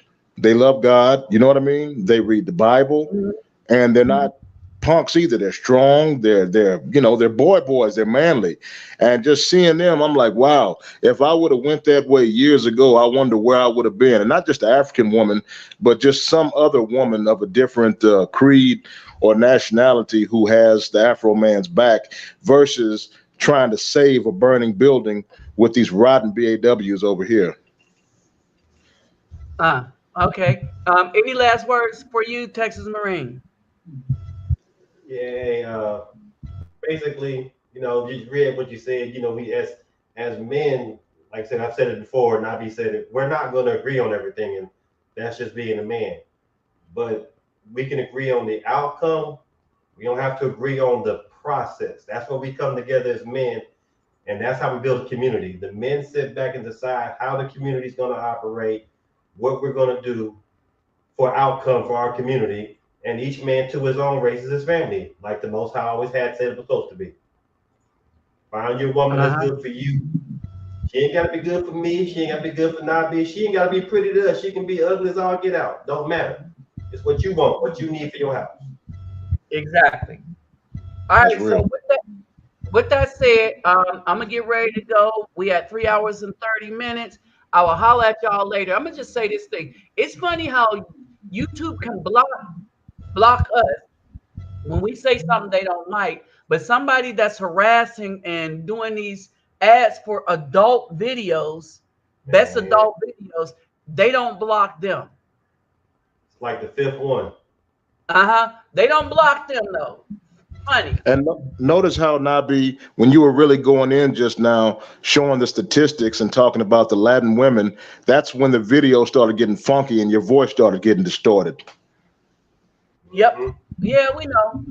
But anyway, so with that said, y'all, I'm out. I'll see you next Saturday at 8 o'clock. Oh, and let me say this. Some of y'all might want to start getting here on time, because I'm gonna start doing some things. And it's going to be based on who get here early. So if people get some stuff, win some stuff, y'all, I'm just letting y'all know. And next Saturday, I'll be sitting there with you.